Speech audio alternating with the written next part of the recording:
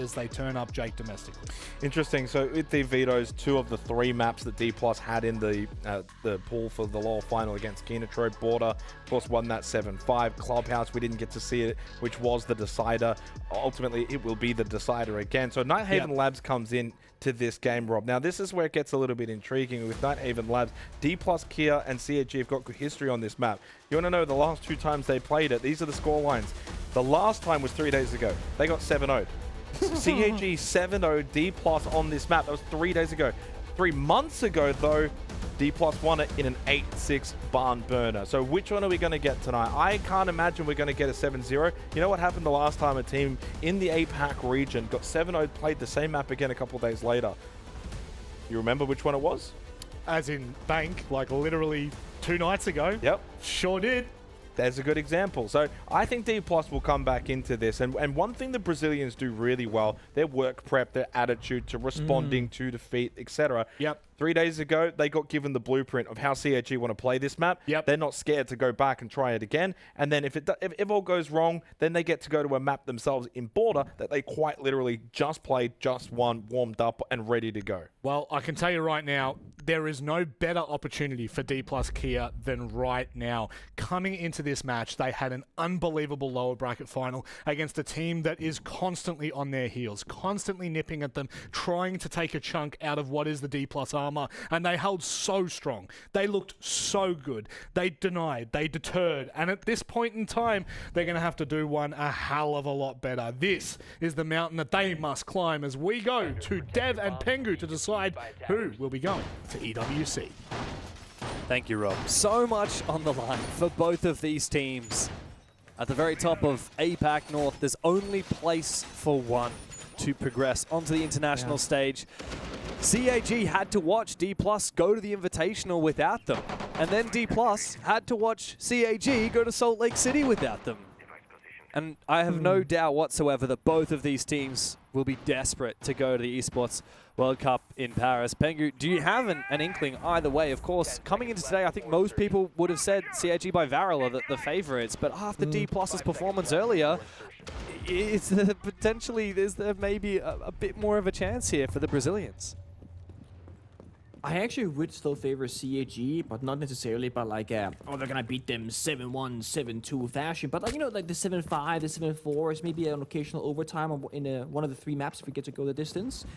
I also think CAG are just, they've been playing a different style of Siege this stage. I think Spark has been a big part of that. All the interviews we had with him, you know, him mentioning during the desk there that they're their own biggest enemy, how they use the group stage to get practice on adaptation and not doing external analysis.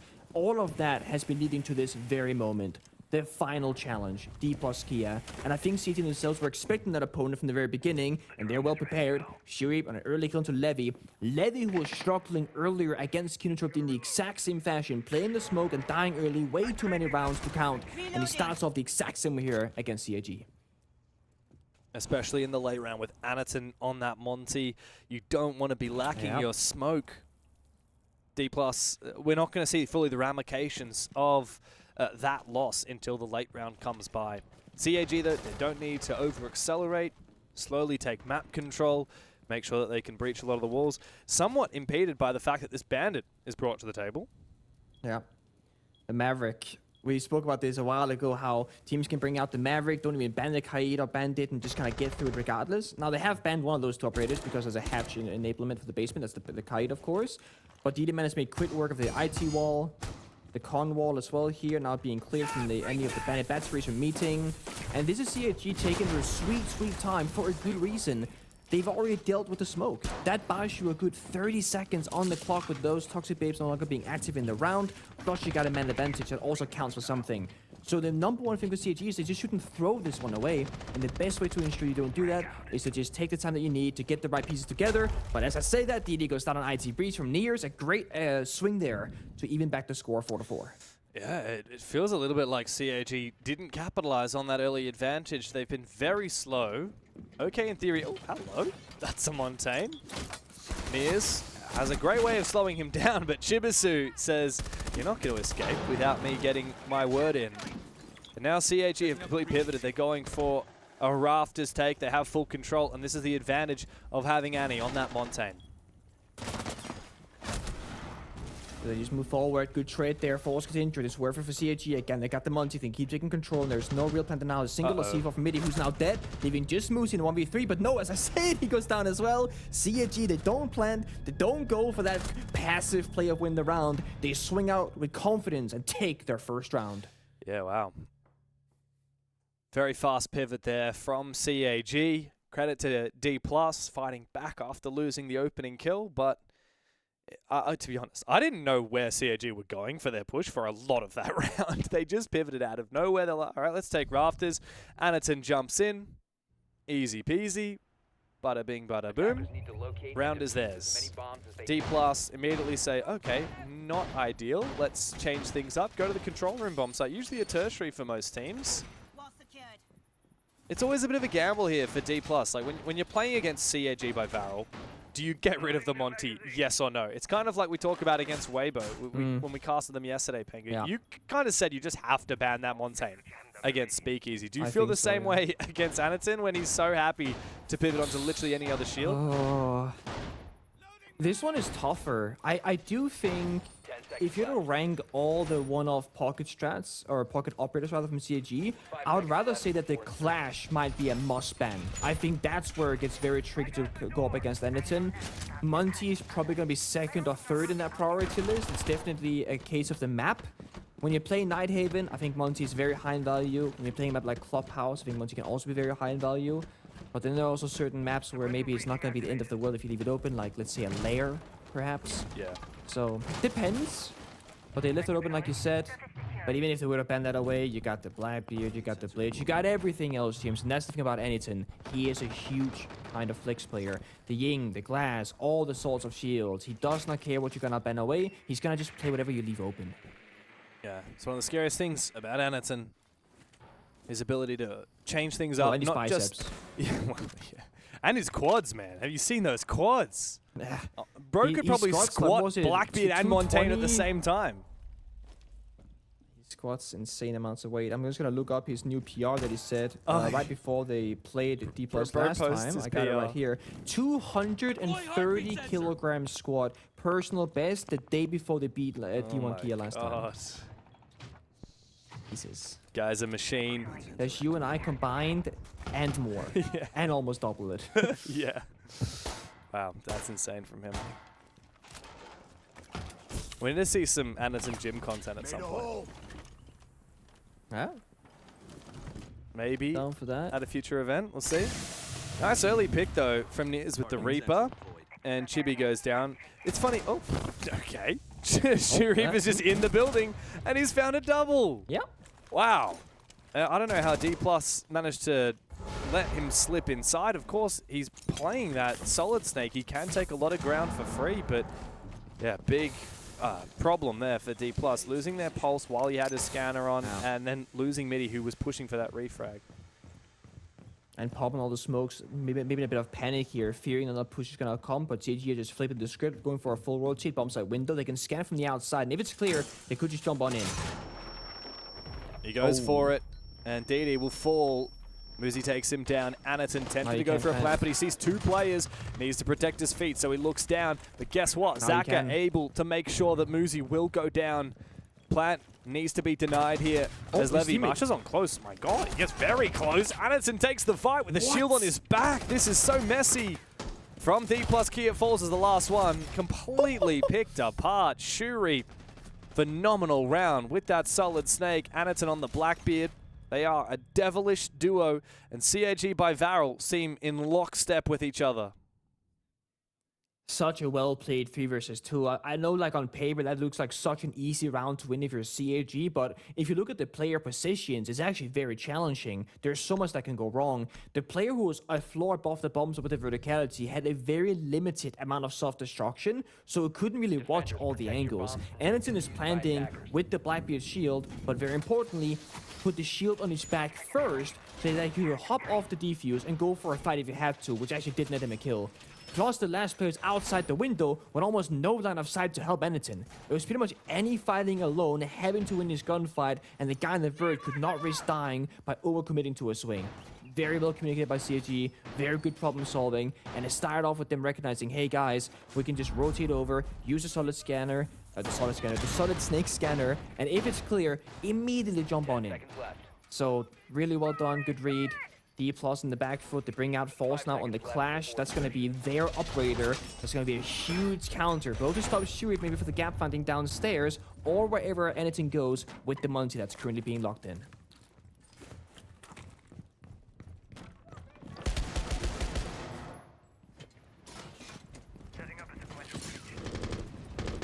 Now, we talked a little bit about that Clash from CAG. It's being brought now by Dplus. They're a team that does quite like that Clash, and they share it around a little bit as well on their defensive side. It's Falls bringing it this time as Anderson goes back onto that Montaigne.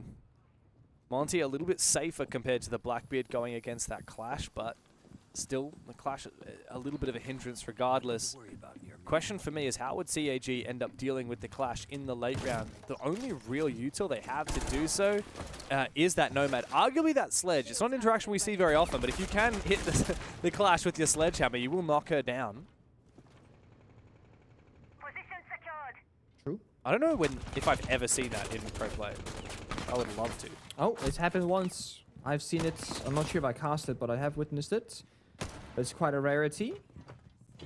Bit of trouble here for Midi. He's doing his best at fighting back and taking different angles, but it's being hunted down by two separate attackers. A good mind gives him information, slows down Shuri. They're not going to take the fight. Oh, Addy is not alone up here. He sees two players. Tons of info now as DD is on the retreat as well, waiting to catch these players, but actually loses his own life. Nears gets aggressive, takes down the support player there from CAG. Anderson wants to go for that ADS, but he thinks better of it. Smart move, but great job from Chibisu. He was watching the flank the whole time. Oh my. The hammer of Anderson into the anvil of Chibisu as CAG out of nowhere steal the show. It just comes down to Falls. What good is a Clash when she's the last one standing? Not very much. She'll retreat back towards that bomb site. But there's a whole minute left. CAG are not going to let this one slip by them, not whatsoever. The only kill that Dplus found was the first in the round. When Shurb is having this kind of performance, finding all the gaps, getting all the gunfights, I mean, that is the scariest version of him as an individual player. But on the other side of CAG, there is the teamwork. They did the good old hammer and anvil strat. What that means is that you're going to have a hammer kind of shoving away the defenders, or you're pushing them in a specific direction to then connect with the anvil in the middle. The anvil was Chibisu, the flank watcher. They only ran in towards his location because Eniton was shoving them in that direction by choice with the Monty. And we saw Eniton there thinking, do I go for the ADS peak? Do I maybe try and get the Asami? But what if I die? Then we lose the hammer anvil because I'm not going to be scared of my ace behind me. He's not a Monty, he's not a shield. So he stays alive, and it looks like it might have been a bad play because they need to get a kill. But it was so well communicated once again because Chibisu was literally just waiting for them to get the freebies. Solid Snake banned away. That's a specific ban towards Shuri, who's 7-1. I think that's justifiable.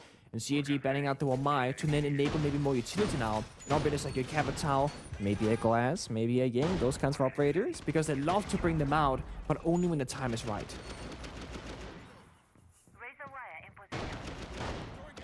Sometimes I forget how beautiful this map is. Just the vistas surrounding Nighthaven Labs. Love it. So many good opportunities to just soak up the scenery. It's like when we had Coastline in Pro Play, man. Just really giving Ibiza vibes. Love it. Just a moment of peace and quiet between these teams brutally murdering each other.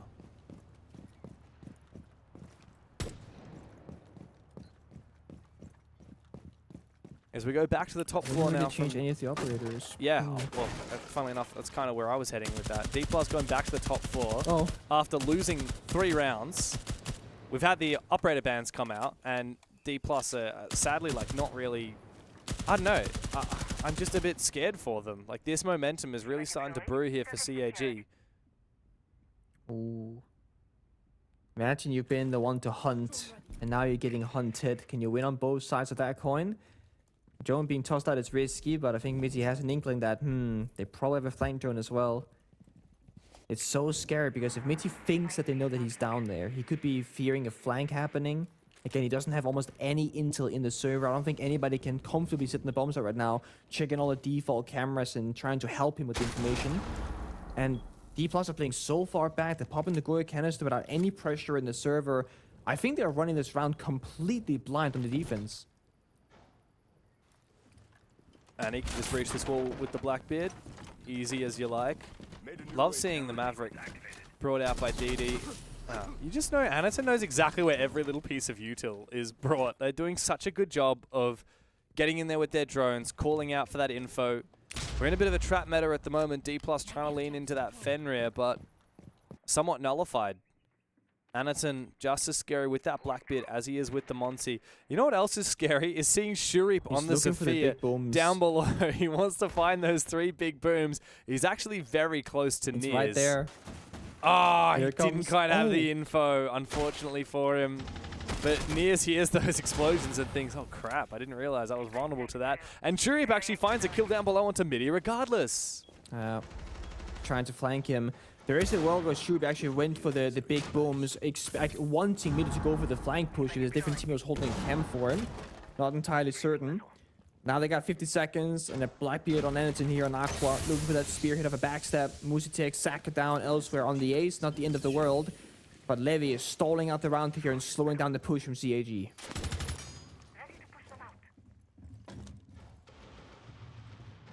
Now patience here from Shurip. You can get those concussions out as well. No more smoke means that Anaton has a lot more free reign. He'll actually throw the nade to give him space to rotate back. It looks like CAG are pivoting. Oh my god! Oh. What a shot there from Niers! A quick flick onto Anaton's head. That might be the round in favor of Dplus. Indeed, it seems to be out of nowhere. CAG by VARREL collapse. The first round on the board for the Brazilians. It very much felt like CAG just had a very different style of approach into that round. They weren't doing a whole lot on the server, maybe thinking that Dplus were going to be acting out and trying to go for some desperate plays, but they were holding on pretty strong despite having no information. They never surrendered catwalk control, Niers kept retaking it, didn't die to the vert of Shurip, and Blackbeard was shot out by the Toxic Babes off Levy. So there was no real push there that came to fruition for CAG. But I think that's just one of many approaches that they have up in their sleeve. So I'm not too worried about them, to be fair. And Dplus will go to tertiary once again. This might just be the biggest challenge in the first half. Because Dplus, ideally, they want the 3-3 half. And winning the next bomb site after this, going back to basement maybe, might be a little bit easier.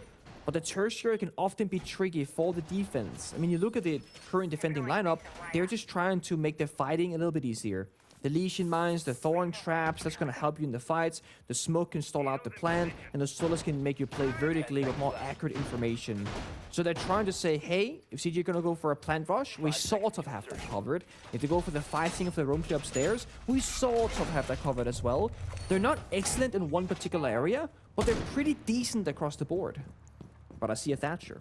And a Thatcher often means a simple, direct take. Yeah, I love a Thatcher. Definitely, like, by far, my most underrated attacking operator in the current meta. I just love it. It lends itself to creativity. It lends itself to teams that have a good plan. And yet, it's actually quite versatile, right? Like, you've talked before about how you can use Thatcher like a budget IQ to just check for things like gadgets. For example, Thorn Traps, electronic gadgets. You can check for them.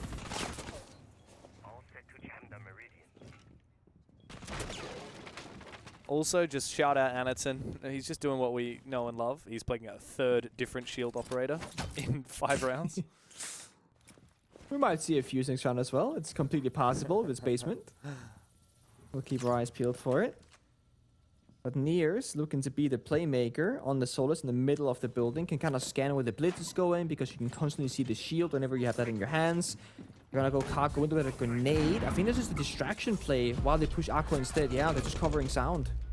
Oh. Wow, They all die. Okay.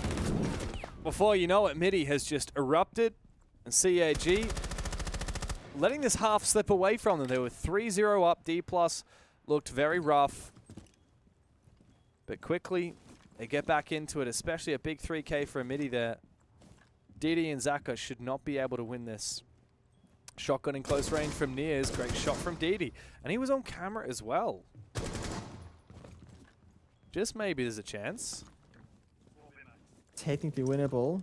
As long as they keep making steady progress, because they don't want to get locked out by the Toxic Babes in the final seconds of this one, right?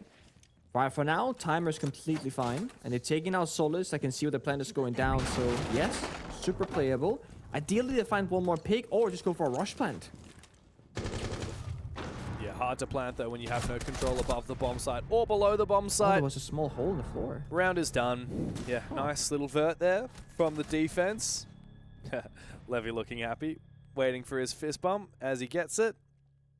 Dplus are now within touching distance to catch up with CAG. Now, I really thought 3 rounds of attack in a row was pretty much a done deal. I did not see Dplus bring it back. But look, if they can get to a 3-3 here, that's a dream. Then we go to Border, where Dplus already looked so good against Kinatrope earlier today. Yeah, I don't know. It's a strange thing to see CAG leave a gap in their attack like that. I'm not sure what the exact train of thought was. Again, they naded in the cargo window, sprinted up, went into Aqua, and then they're going to go into Garrett's catwalk at the same time, but I think there was a small mistiming. Yeah. Because they never opened up the bottom Garrett's door, so anyone was exposed to the window and gets shot in the back. Mitsu was 0-5, then got 3 kills in the... Or, I think it was 0-4 at that point, but he's got 3 kills. Really having a huge moment. Levy's still not found the scoreboard as of yet. And since that Solid Snake ban onto Shurip, it has really weakened the entry capabilities from CAG. I mean, Shurip's been on Sophia every single round since. Now on the Deimos in the final second. That's maybe a little bit better. Because think about it, those first 3 attacking rounds, if Shurip doesn't drop 8 kills and just gets in, gets 2 entries every single time, that's not going to be as easy as they were. So maybe there's a lot of reliance here on Shurip more than we realized. Holy Nears, that's a spawn run out and a half. Yep. Getting Not unexpected from Nears. Look, if there's anyone on Dplus Kia that plays like they have an ego the size of the elephant, it is Nears. He talks a lot of smack. He loves it. He loves to play aggressive. He loves to get in their face. And look, he does have the chops to back it up. I will give him credit. So much so that Shurip is targeting him with that Deimos to make sure that it suppresses any form of aggression.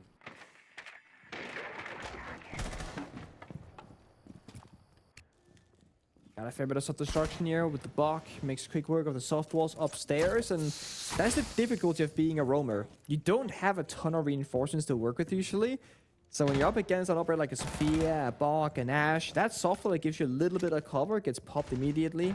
And you're seeing Mitty being a bit ants in his pantsy, just rotating around, doesn't get stuck in a bad position. And as the pressure is mounting upon them, Moosey sticks around, but Mitty falls back towards Cattle Rafters. Moosey's gonna choose to stay on the corner of IT, actually just risk the biscuit. Yeah, this is aggro. Yeah, look, unsurprising from Moosey, he's been one of the best players in the league.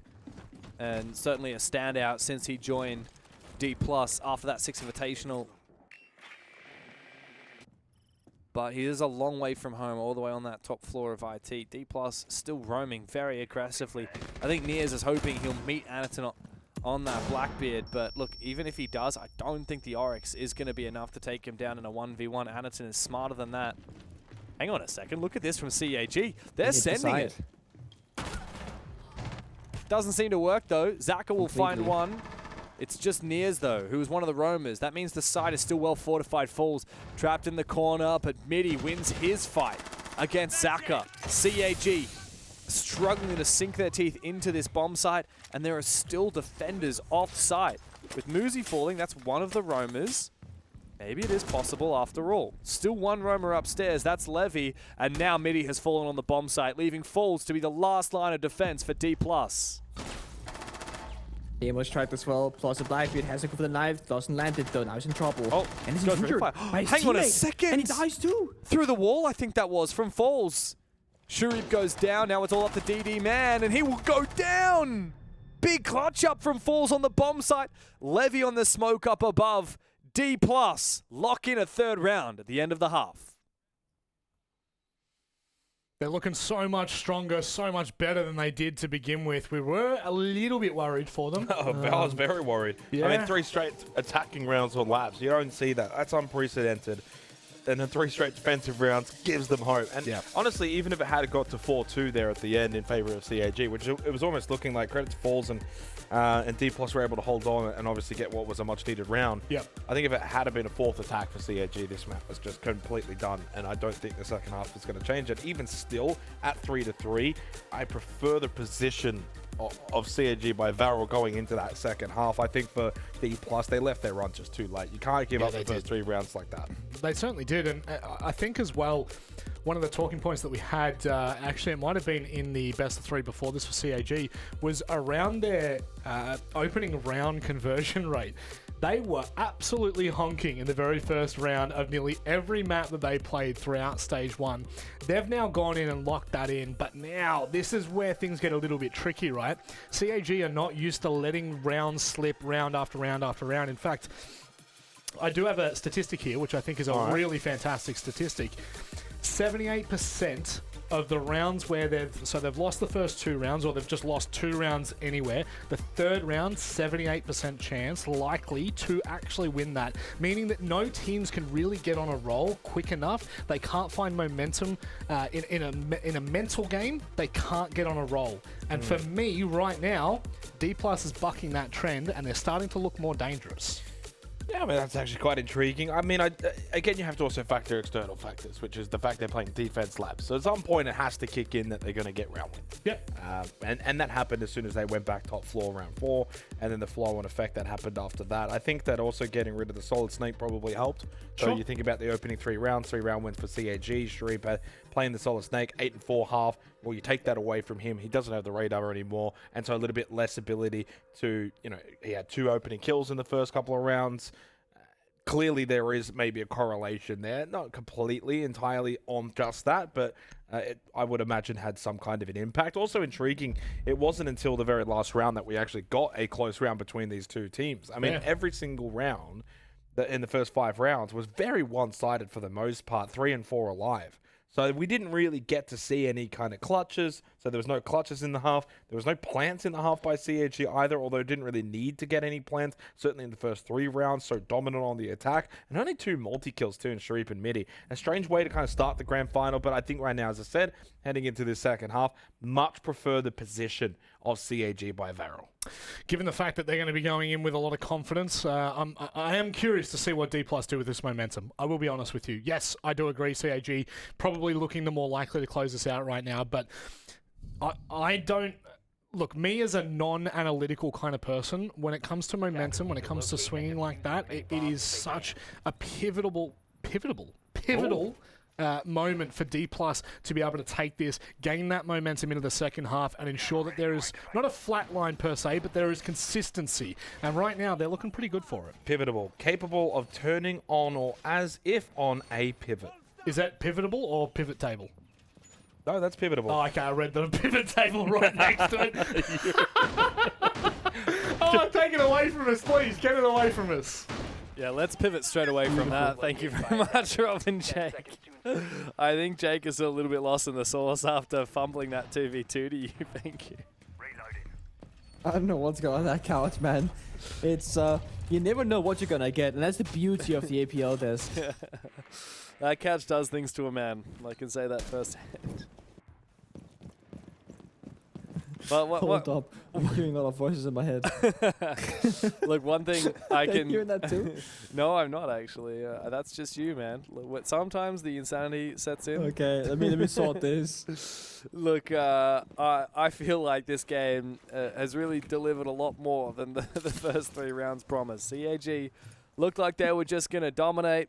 Dplus have now brought it back. They found their 3 defenses. Now they move on to the attacking side.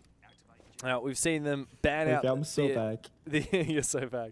They banned out the double Electro Bros. CAG got rid of the Monty and the Grim. Does mean that CAG have Mira, they have Azami, they have so many powerful defenders. I like the Denari.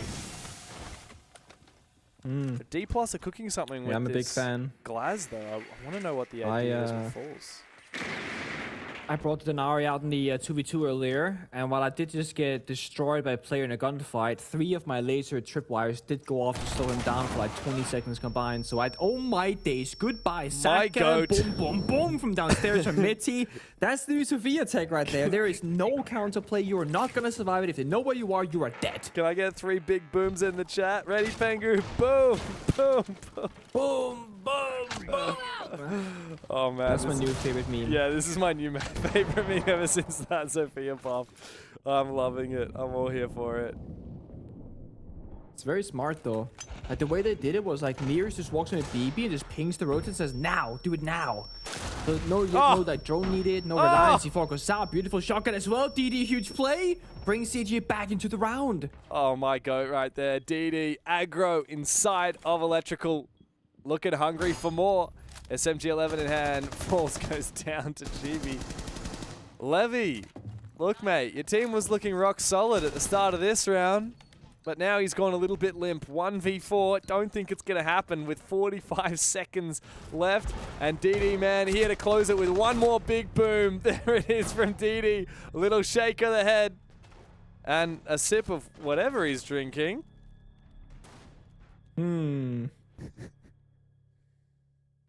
It's water. Don't worry about it. I think it would That's be something so we've gotten hardcore very if it was good like at. sake or something. I was thinking about it. I was like, should I make a joke about a player drinking on a job? I'm not sure. I'll just say it's water, but I was thinking the same thing. Look, I'm just getting, I'm getting I feel geared like- up for the Osaka major, mate. Sake for everybody. True. Lemon sours all right. Defenders, protect your bombs from being used by attackers. No, that would be a vibe.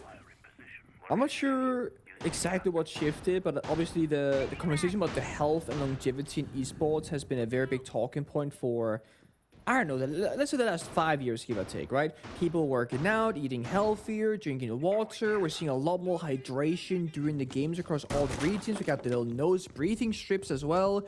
Trying to look more towards like conventional sports, perhaps. Yeah. The lifestyle of an esports athlete is extremely unhealthy in nature. You're sitting down all day. And because it's not a physically requiring a demanding job, Sure. you can sit down and play your game of choice for like 12 hours in a row, no issue, because it's all mental. Whereas in a physical sport, your muscles will give out before your brain, therefore you just naturally take a break. That's so So true. Yeah. it can be hard to find that balance. So true. What's funny though is genuinely like the most jacked people I know are all esports players. There's something about being a competitor that really happens. drives people to better themselves. Like we see that obviously with Addison. He's one of the most jacked people I've ever seen. Brian. Yeah, and Kryne is the other one. You know, Kryne is just a professional bodybuilder now. Like, that's it. Like, I follow him on Instagram still, and I just see his posts every day. He's not just. He is a professional bodybuilder. Sorry, well, I mean just is like, that is his thing. Like, he's not an esports athlete Like, anymore. that's all He's he's got. decided, no, he's got a lot, man. I'm not going to smack talk that guy. I'm He can just eat me messing for with breakfast and still have room for seconds.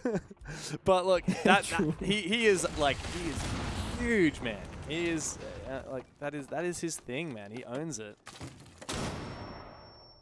Uh-oh. Nah, don't fear. Swing off a flashbang. Yeah, I think no he idea. knows. He doesn't know. Nah, no clue. Shuri. Unlucky for Levy. He's had a hard time today. True.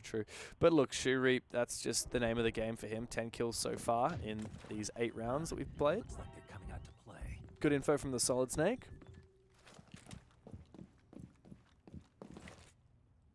Not quite the same value as Shuri was getting when he was playing that operator, but, you know, it's a start. Still early days with Dplus on the attack. Be on guard. Target acquired. Wait, they don't know. Uh-oh. Misses it. Oh. A complete exodus here from ghosts. CAG on the ground floor. You're right, they all fall back down the exo stairs.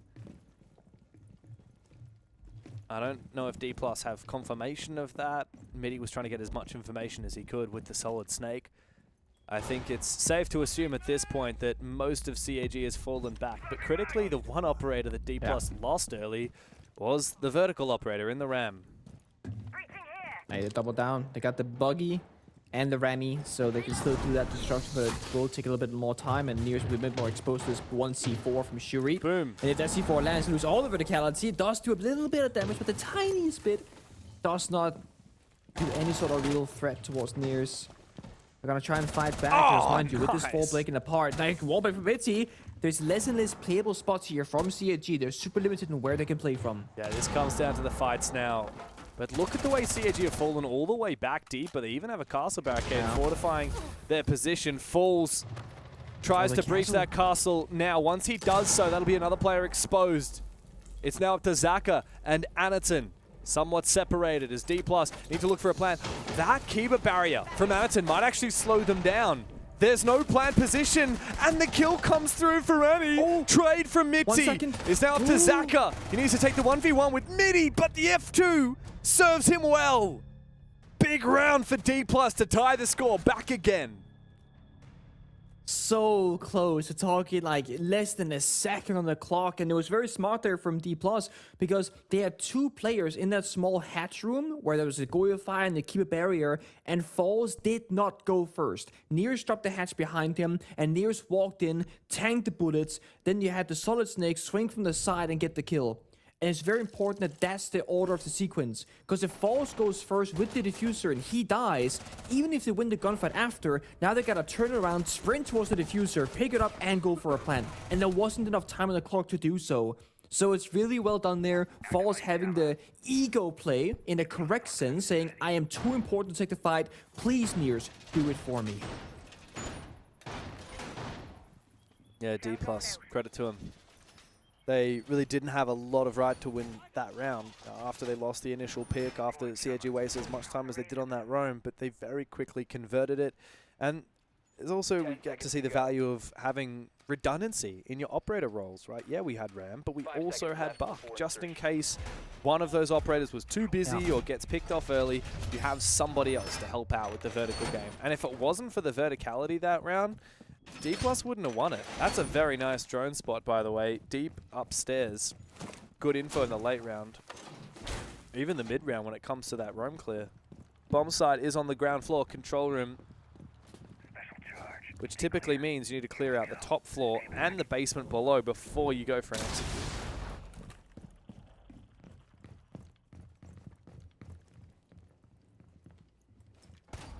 Now it's Nears' turn on the shields. He's on the blitz. Paul showed us a little bit of a clash earlier. We've seen, of course, Annie have his different shield operators. Played 3 of the 4. Not entirely sure what the plan is going to be, but with double vert operator of the Sledge and the Ram, it could be a similar fashion of Dplus going step 1, step 2, step 3.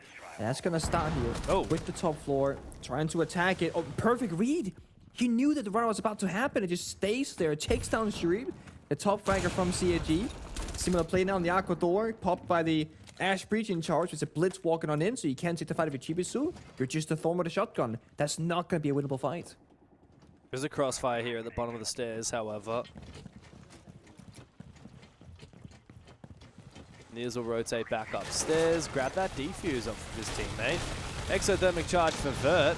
Does open up a lot of the floor, and Annie's gone down. That's your Pulse. Mitty on the hunt down in the basement. DD Man tries to find him in response, and does so. Nitro Cell comes in as well, quickly detonates. It does pop that Vulcan canister. As DD finishes off the kill, Nears has made his way into the bomb site. He's tempting to go for a plant here. I don't think there's info here for CAG. I don't think there's a good bulletproof hallway, bulletproof camera, just one in the lounge hallway, but that is not close enough to get info on where that plant might go down. Dplus should be able to force this. Just waiting for the rotation. Nears needs cover. If he starts planning and no one understands, he dies. That could be the entire round, but now they're watching from the vertical angle. Halfway to the defuse. CAG has to stop it. Well, they could go for a retake here, but it's going to be harder now that DD's gone down, especially now that Chibisu's gone down. 1v3 with the Blitz still alive. Zaka obliterated. Falls has a massive round. And before you know it, Dplus from 0-3 down at the start of this game have taken the lead 5 rounds to 4. They're doing it in a very stable fashion, right? They're not doing anything like super crazy, nothing really out of the norm. It's just a solid, consistent style of Siege. Step 1, get the top floor control. Step 2, get the vert, and then get down to the bomb site. And again, like I said, the patience from Nears waiting for his teammates that are saying, we're not ready, please wait for us. He has that play in mind. Okay, I have to respect that call. I'm just going to sit here and wait for the right moment, then go for a plant and guarantee that round victory. CAG call their tactical time, but we know Sparky, he can get a bit lippy with the players and saying, guys, we had a plan, we're not following it. Here, listen up. Yeah, this is time for Sparky to really spark up, get in the ears of CAG by VARREL, let him know what's going wrong. It's 2 defenses in a row. They have fumbled 2 big 3Ks from Dplus players. Top floor bomb site is now unlocked again. CAG will likely go back to it. They defended it successfully last time, only lost a single player. But now Dplus have a chance themselves to discuss what went wrong just 2 rounds ago and what they can do better this time. CAG can't afford to lose another round, otherwise it's map point for Dplus on CAG's pick. I do think that CAG are in a good position, all things considered, because the things that are going wrong in the round is that Dplus are executing. And there's 2 things you can do about this. Either you disrupt them, so you go for early aggression, which, to be fair, they tried in that previous round. Sure, impacting the top Garrett's door for a run out. He was shut down, but he was attempting to go for it. Or you play the denial of the execute. We're talking about your smoke, your Tashanka, your plant denial, your Goyo. It can also be about, a bit of a wall denial, if it all wasn't banned away by Dplus, banned the Kite and Mirror. They also have the Clash, I think, up their sleeve, still being saved for a rainy day. Right now, they're hiding the Fenrir of all operators, while also playing your Denari. So this may be a CAG saying, hey, let's get them closer towards the bomb site, right around the Denari lasers, right around the Fenrir traps, and then take the fights to them while they're weakened. Or they can toss them also outside the building, of course, like we see sometimes, and go for some more early swings, if you will. Yeah, I don't know if the Fenrir is going to be the difference maker this round. I'm not sure about it either. But I'm all for it. Yeah, especially because the Twitch from Levy. Like, Dplus are a big Twitch team. Not unusual to see that. Between the Twitch and the Flores, it's a lot of ability here for Dplus to clear out stonks of util. When it comes to clearing positions as well, we've got the Capitao and the Glaz. It's a bit of a dream here for Dplus. The only thing going for CAG is something that I know you love talking about, Pengu, which is the value of any pick here. Any kill that CAG get takes with it a lot of utility away from Dplus. It's true, but I do think there's a bit of an asterisk here. That value goes down with every second that we're waiting for, right? Once Twitch has done the droning, which they're doing right now, you're just a gun for hire. Once Sturmat has popped the 2 external walls, you're just a gun for hire. Once Flores finishes doing his self-destruction, same exact story. So right now, there's a lot of high value. In about 30 seconds or so, you're only gonna have Glass and the Capitao still with stuff in pocket. And this is giving Dplus a really adaptable way of playing the game. Because right now, they all have an important job to do, and they can do it. They're setting up for the late stage. And then when they get there, they're going to have people that are important and people that are just bodies you can throw at the opponent. And we're getting to that moment right here. Falls with his first smoke grenade, look towards IT for a deep angle. They want CAG to go out for a lash, but they're not. Now they're denying the Fenrir mines, or they're still on the ceiling actually, but now they've gotten them all. That means they have a free access to IT. That's the first point of a 3-headed spear that they're trying to build here on top floor. Yeah, and CAG are just letting these layers of defense be peeled away from them. Flashbang can be withstood by DD, but he needs to win this fight. I don't know if I favor him to win it, as Niers has taken down Zaka. Oh. Goodbye to the Denari. Disagrees. Niers is hungry for more. Good lash out from Shuri with the MP5K. The recently buffed Wamai stands tall. Mitzi also standing a little bit of bullets from DD deep on the bomb site with that SMG-12. It's a much better close-range weapon, however, and now it's up to the Glaz of Falls to take the fight onto him. Yeah. Now they got 2 points of that spear. They got Garrett's connector and IT. They're just missing that backstep between the Aqua or me team, but they get a kill here. Falls long angle towards DD. Shuts down the Warden. Jump out, punished as well. Yeah, so well read here from Levy. Anaton shut down on the aggression. Now it's time for Dplus to just restabilize. 20 seconds to play, and they punish Chibisu. There's a third. Shurip in a 1v4, he finds absolutely nothing.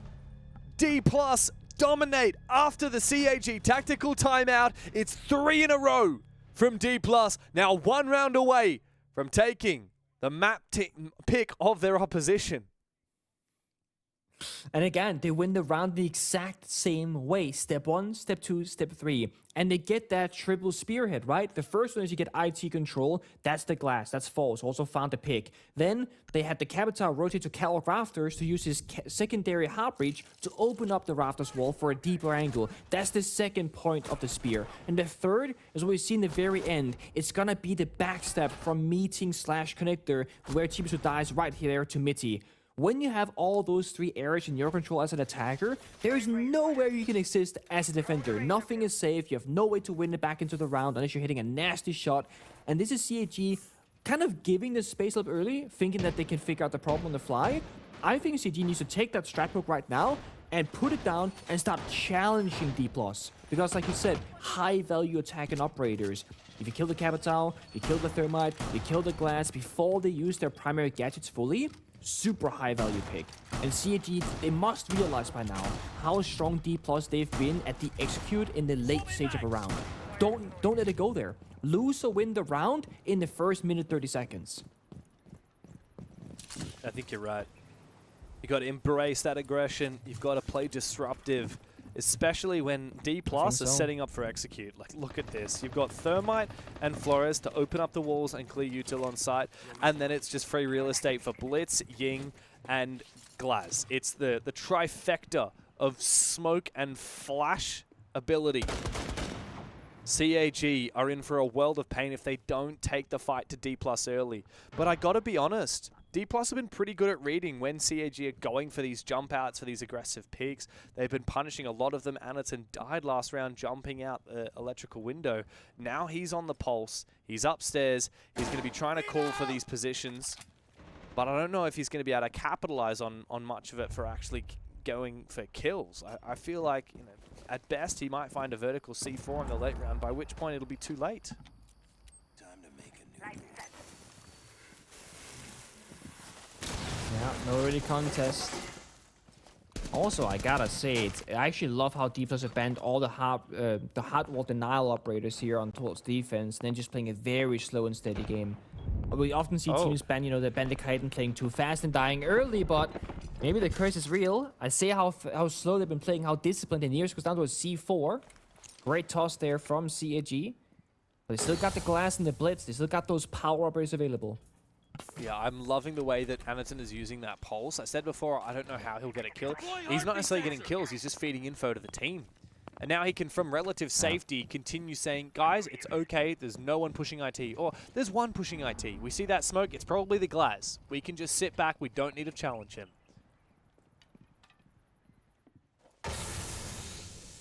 Smokes are running out. There is still another set here in the pocket of Levi on the blitz. He's on the rooftop right now. Not really in an area to help the glass push further. Let me see here. Oh, the guy IT, guys, be careful. The guy in Alcohol hallway, help me. There's no help at all, though. Levy should not be able to win that fight in a 1v1. DD Man takes down Midi, but Muzi finally comes back from the other side. It's now all up to Muzi. Hello and goodbye to Anderton. DD must save the day.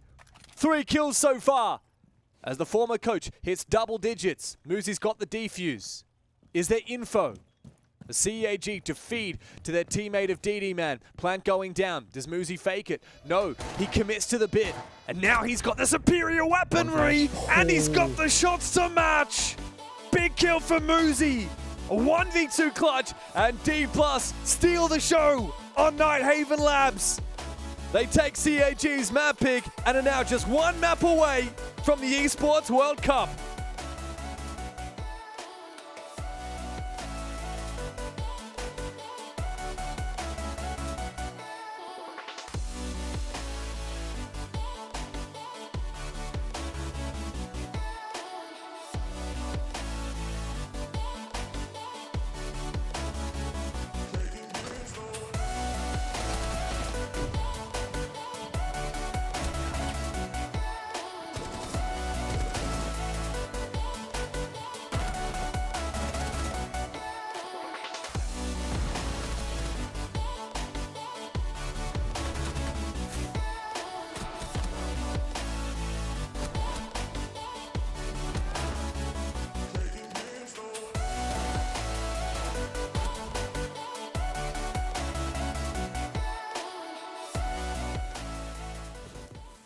처음에 공개됐을 때 트레일러를 보고 이게 진짠가 하고 좀 현실 부정도 했었고, 그리고 진짜인 걸 알았을 때 엄청 기뻤고, 이제 옛날에 제 정감이 가던 캐릭터 중 하나니까 막 주변 사람들한테 얘기도 하고 했는데, 이게 제가 5살 때 즐겨 하던 거다 보니까 이게 최근에 그 저보다 어린 선수들한테는 약간 그 모르는 이야기더라고요. 그래서 좀 씁쓸하면서도 저 혼자 재밌어하는 그런 상황입니다.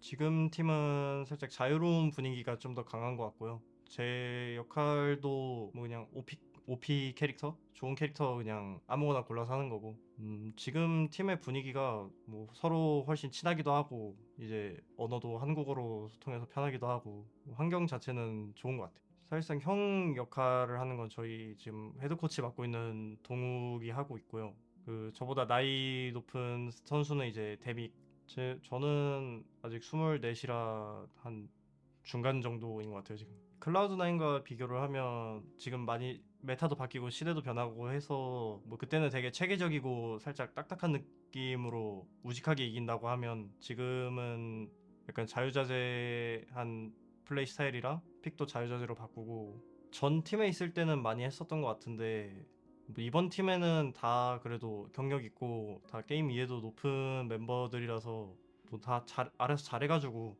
괜찮은 것 같아요 지금. 이번 스테이지에서 제일 이기고 싶은 팀은 아무래도 Dplus 기아인 것 같아요. 그리고 사실상 제일 잘하는 팀이기 때문에 걔네만 이기면 지역 1위 또는 뭐 브라질과 맞먹는 수준으로 갈 수 있다고 생각해가지고 꼭 이기고 싶습니다.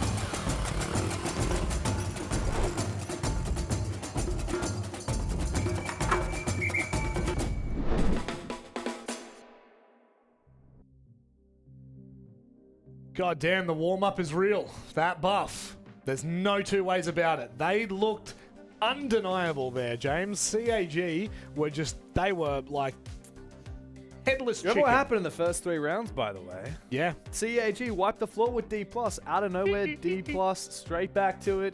Even at the end of the first half, moving into the second, yeah, I really didn't expect Dplus to be the more creative and more aggressive and more in control team on the attacking side. How often have we seen a team win it? Attack Labs 3 rounds straight to begin with and go on to lose the map? Yeah. Very rare. Yeah, well, because I feel like most teams, yes, the attack can have its place on Labs, but I feel like most teams struggle to get their mojo on the attacking side. To go 3 in a row and then still lose the map, especially, losing 3 in a row after your 3 streak, and then to move into the second half and see a much more inspired attack from Dplus. Like, I'm talking about, we're seeing like Glaz. Yep. Yeah, we saw Aniton play a million different shield operators, but that's cool and all, but where's the depth outside of that? Look, one thing we talked about in the half was a fun little stat that I threw absolutely horrifically. Okay, I put my hand up and say that stat, I did not pivoted outline well. it well. Look, when CAG, I know, when CAG are facing 3 rounds in a row, Oh, I losses, get what you're saying. Yeah.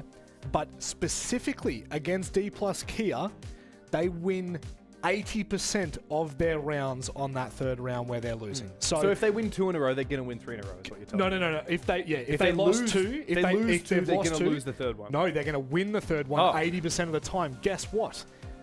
Both times that happened this game, they lost it. Both times the momentum continued in Dplus's way. So for me, CAG, who are usually great at what we were talking about earlier, kind of absorbing that pressure and that kind of forward momentum, it's not there today. And that's really unfortunate, because what's on the line right now is an EWC spot. Paris is just around the corner. This is one that they cannot afford to miss. CAG have not won a map in, how long was it, James? 2 years?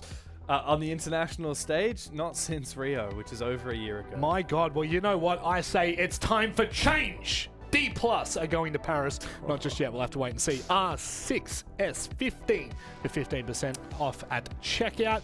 And of course, that is running pretty much from, I think, the 3rd or 4th of August all the way through to the 15th. We got a lot of action to get through. But if CAG lose today, then that is the 2nd time in a space of 6 months they've I've failed got to good go to an news for event in CAG Paris. fans. Oh, please hit me with it, Jay. let's do it, Jay. Are you desperate? I'm huffing the Get on the copium copium. right now. So in the finals thus far, it hasn't been quite flawless for CAG as it was in the group stage, where they quite literally went flawless 7-0. Yep. In their series against Scars, they dropped the opening map. In their series against Dplus, they dropped the opening map. In their series against Dplus, they dropped the opening Are we map. seeing a- Also, apparently, Liquipedia says we're casting, by the way. I don't know how to screw that. Nice to be with you. Did they mate. get this one right? Oh, yeah, they did. I want to see what's happened in this one in the... Oh, okay. So, yeah, CAG lost the opening map in every game so far of the In stage finals. finals. What is it with them in opening matches, opening rounds? They just don't seem to convert, Dev. Yeah, I don't know. Also, I don't have my laptop in front of me at the moment, but when I did check before, Nighthaven Labs was the last time that we saw CAG and Dplus play on Nighthaven Labs. 7-0. Dplus, no, really? Oh crap! That's not what I thought. We completely, that was I was very looking quickly. I was looking further back. The time before that, Dplus won it in overtime. You kidding me? It was 7. That was the upper final. That was upper final. Holy Don't crap! ever let this desk ever exist ever again. CAG's cooked, man. That's not good. You go. I just told you they're not cooked.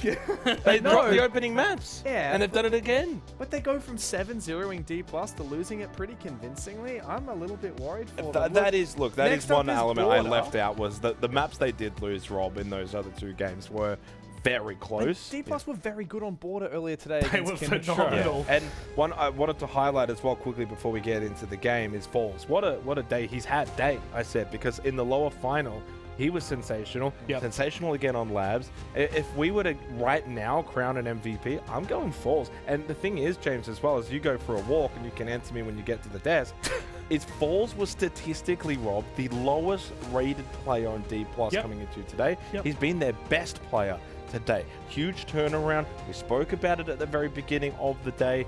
Dplus were on their A game. They're going to be hard to beat. And evidently so. They're not only on their A game today, but they're on their probably S+ game. They're at the top of the ramen ranking. We're creating a new category for them, which is S+. But this is what we continue to say for the teams that are in, it's typically in APL. You look at Chiefs, you look at Team Orchid, you look at Dplus, and right now there's only one team that's doing it.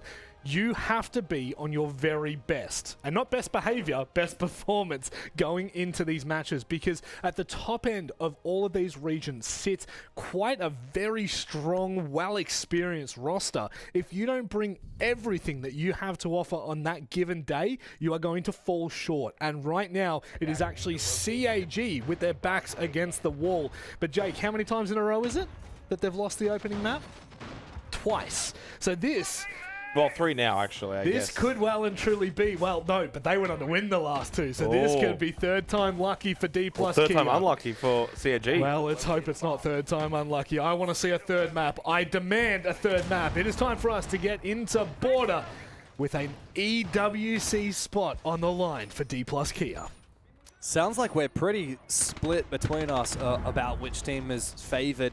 Dplus are looking good today. I can't deny it. I'm always going to be huffing a little bit of that copium, though, for CAG. Where does your heart lie, and where does your head lie on this game, Pengu?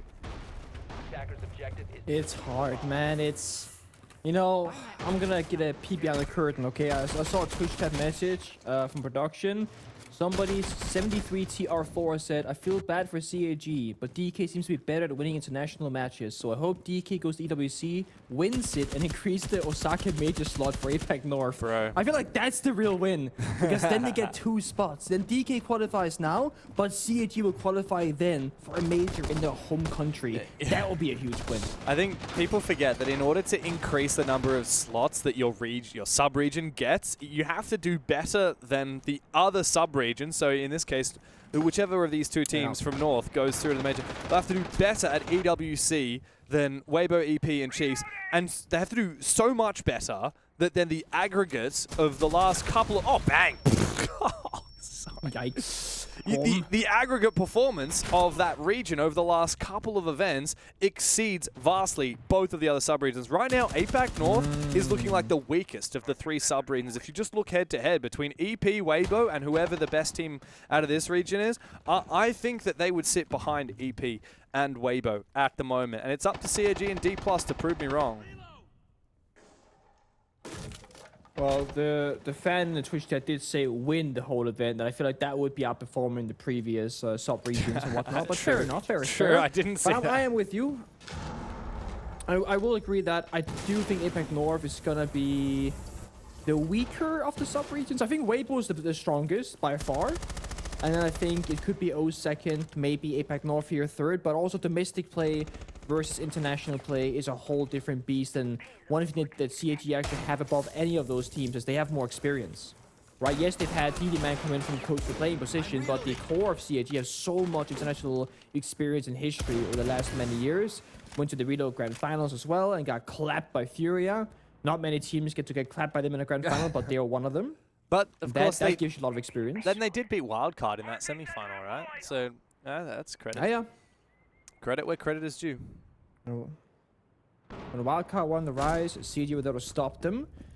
So far, I was going to say a 1-for-1 trade early, but Anaton finds Levy on that ace from a faraway angle with SMG11. So now CAG is in the driver's seat. They got one more smoke grenade and they're injured to falls. And Dplus are not progressing the map, but DD gives a free PO by swinging out unnecessarily on the window, maybe fearing the verticality from downstairs on Mitzi on the Demos.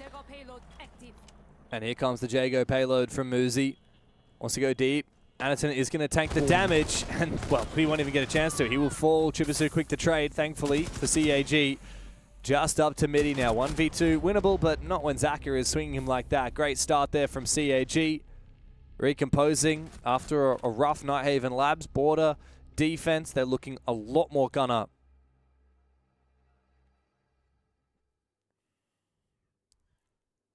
Obviously, very different pace here between Nighthaven Labs and Border, and then later on Clubhouse, which means there is a pretty good chance that we're going to see very different outcomes, you know? Yeah, not the strongest Nighthaven earlier from CAG. And the only thing that I would point my finger at was something that you mentioned, James. There wasn't a ton of depth when CAG won the attacking side in terms of their operator pool and their win conditions, right? Anderson played 2 different shields. That was the end of the conversation. it was Dplus Kia playing Ying, playing Shield, playing Glass. So when we do get that side swap, I do want to see a bit more of that creative flow there from CAG. But now on defense, they gotta just do what they do best. Set things up, create a maze of problems, and have that coordination together at picking the fights in their favor. Yeah. Because Border's a map where you're gonna have, you know, SMGs against ARs, Holoscope versus ACOGs. If you swing the wrong angle, you're gonna have such a low chance of winning your gunfight. But if you pick your fights in the right area, at the right moments, together, that is how you can win more rounds than you're supposed to on this defensive half on a very attacker-favored map. It's true, but if you look earlier today when Dplus played Kinatrope here, they won 3 of their attacks and then 4 of their defenses. So Dplus actually seemed to exceed expectations on that defensive side, which maybe means that the pressure's a little bit off now that they're on the attack. You win maybe 3 rounds, and I think they'd be pretty confident moving into the second half.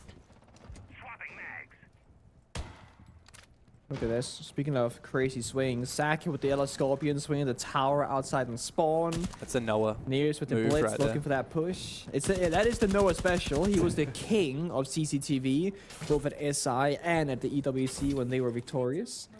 He is one of those guys. He's damn good at it. Wow, Nears is actually getting around it with the smoke. He wants to try and take the 1v1. Straight into Armory. Goes for a flash bit premature, but Falls is there to help out with the shotgun on the sledge. Reaper comes in for a bit of suppressive fire. Deep on in to try and take the top floor with some explosivity. And Zaka has decided not to overextend. He could have gone for a flank. I think they're somewhat aware of it. And yeah, now he's been droned on out. Shurip, though, does eventually put that shield to rest, and as Zaka gets tracked by the Deimos, he will fall back as well. Oh, never mind. He then goes back forward again, Wait, and everyone from Dplus is dying. What? That was a very strange way to lose the advantage for Dplus, and it's just going to go from bad to worse. Levy caught in a crossfire. Zaka eventually goes down. Falls now with shotgun and Reaper on sledge in a 1v2. Great start for Dplus, but this round was not to be. Another crossfire, not necessary. DDM with shotgun v shotgun will be the winner. He has been pretty good so far. He's sure getting fired up. There was a great hold by CAG, denying them that aggressive push straight into Armory. Yeah, love to see that. Oh, Sparky, man. Bro's on his phone. Oh, Just organizing his flights like, to EWC, I reckon. Okay, sure. Maybe he's like, you know what, I think I'll take the train. I can't believe these guys lost Nighthaven Labs. I picked this map and did all the right calculations, and they somehow just didn't play, you know? He's like the Fabian approach. I know you've seen the Fabian went on the Fresh and Friends podcast, Fresh, the EU analyst. Really? And he had a lot of words to speak about his PhD talent team at the time, when he was still coaching them. What did he say? It caused a little bit of a controversy that a coach could be that hard and hot-headed towards a current roster. But I mean, it was like a justifiable like upsetty spaghetti, but it's still like most players and most coaches wouldn't speak up and want to cause any, you know, tough feelings. 10 seconds left. It's never easy when you work 24/7 together, and language barrier and culture differences, and you know, a performance that's not living up to expectations. And that is ultimately what all these high-level teams are playing for. It's about meeting expectations and agreeing to a certain game plan, agreeing to a culture within the team that everyone has to obey and respect each other's boundaries. But when you're spending this much time together in a highly competitive environment, that can be tricky.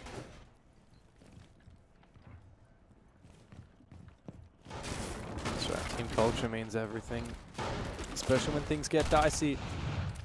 Yeah, especially if you're in a position like Dplus, where you felt like you're on the top of the world, went to the 6 Invitational, managed top 9 to 12. By the way, people forget, but Dplus, you remember what team Dplus were eliminated by? I'll give you 3 guesses. I actually don't. Oh no. I'm not gonna guess. You can give me a few options. Okay, Furia, Liquid, or Face. It was Weibo. Yeah, okay, I would have never guessed that. Yeah.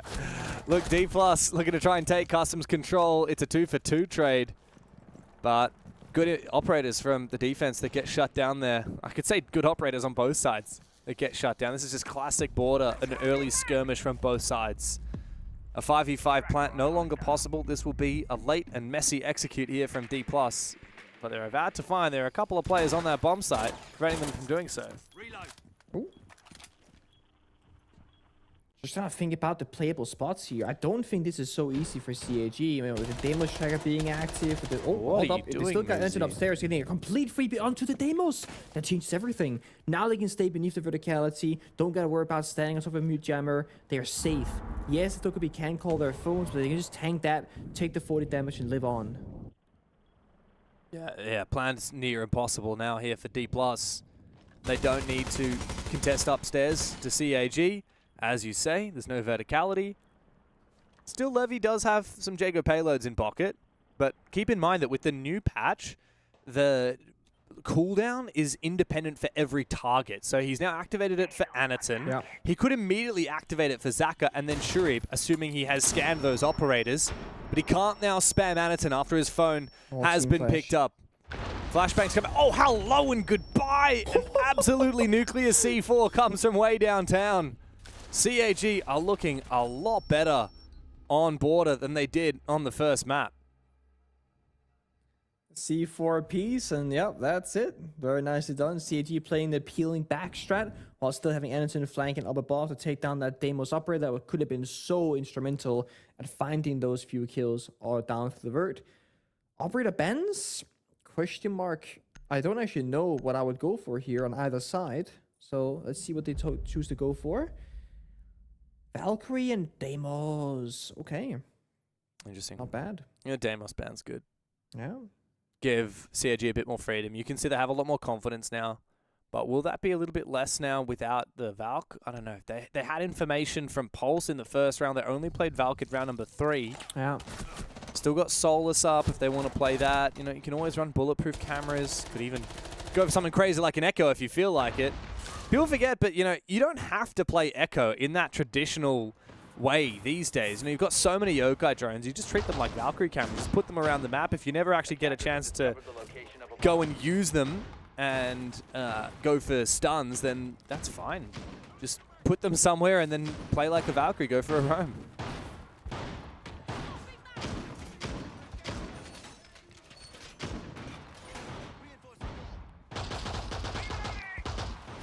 I mean, Dplus, all I need is one good moment in the round and swing that momentum back in their favor. And if I'm looking towards one individual, it's probably going to be Muzi. This guy's been on fire today, also in the earliest series against Kinotrope. He was finding so many 1vx clutches, often last alive and making that magic happen. Levy has been the one guy that's been on the opposite side, though. I mean, he still has not really found himself today.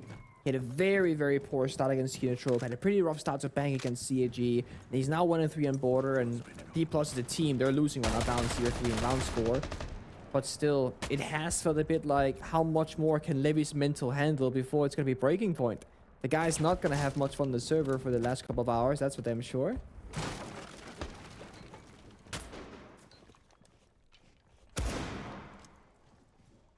Well, now that the operator bans have come out, it's time for Dplus to repeat what they did on Nighthaven Labs. They lost the first 3 rounds, and then they flipped into gear. Earlier today, Dplus managed 3 on the attack against Kinotrope. Wow, that's a nice electric claw. That'll be hard to clear. Yeah, don't often see a lot of Kaid here on border, but I quite like it. Really fortifying There's a positions. time and a place for it. Yeah. I I think like it's been read into well, right? You got Falls and Thatcher. True, but I don't know what the idea was, but I heard the EMP come out, didn't get it. Oh, wow, they're going for the hatch. Oh, the hatch. Here's an idea. The tuber that's out always a very deal quick with from Chibisu. They really want to hold on to this position from Shuri for as long as possible. Time to lash out. He knows he's going to be cooked in about 12 Wow. seconds of time. C4 goes up. He's on top of the freeze, so it actually EMPs him. He can't pop it early enough. Oh my god. I can't Oh, is he believe out? somehow he gets out alive just as Nears on the Blackbeard makes his way inside. Finally, we see that hatch detonate, but it is way too late to get that kill. The Wamai from Shuri, fresh into the meta, and already CAG are using it very well. Next step, I'm not really sure here for Dplus. You gotta find a kill somewhere. They almost do so on the main staircase, so makes it downstairs, but not to be. Nearest in the 90 hallway pushing solo. That could be quite dangerous. And Lucy falls behind him apparently. So no more Grim Beast, no more intel, and Nearest goes down too. Great elevation spot there from Saka, who Yeah. finds 3 kills in the round. That Nitro self from Chibi. Wow. Very quick close for CAG as Falls is the last one left. Hyped up on the desk by Jake. Yeah, he's had a pretty good day. He fragged out a lot, but you're not going to win a 1v5. DD Man finishes it up. What a great strat from CAG. So rarely do we see full anchor strategies on this map. But no, CAG said, hey, we're going to pick the entire top floor except for East Stairs, and we are going to hard hold all of it. I think Jake's been having a pretty good day. This guy's been spot on. You know, they lose the first map and then they win the second one. Yeah. And talking about momentum and everything else. You know, Jake's one of those guys where he shoots a lot of shots and you're bound to hit one dead in the center eventually, right? And I feel like that's today. Grand finals, he had the 2v2 where he couldn't hit a single one, but then on the desk afterwards, he's locked in.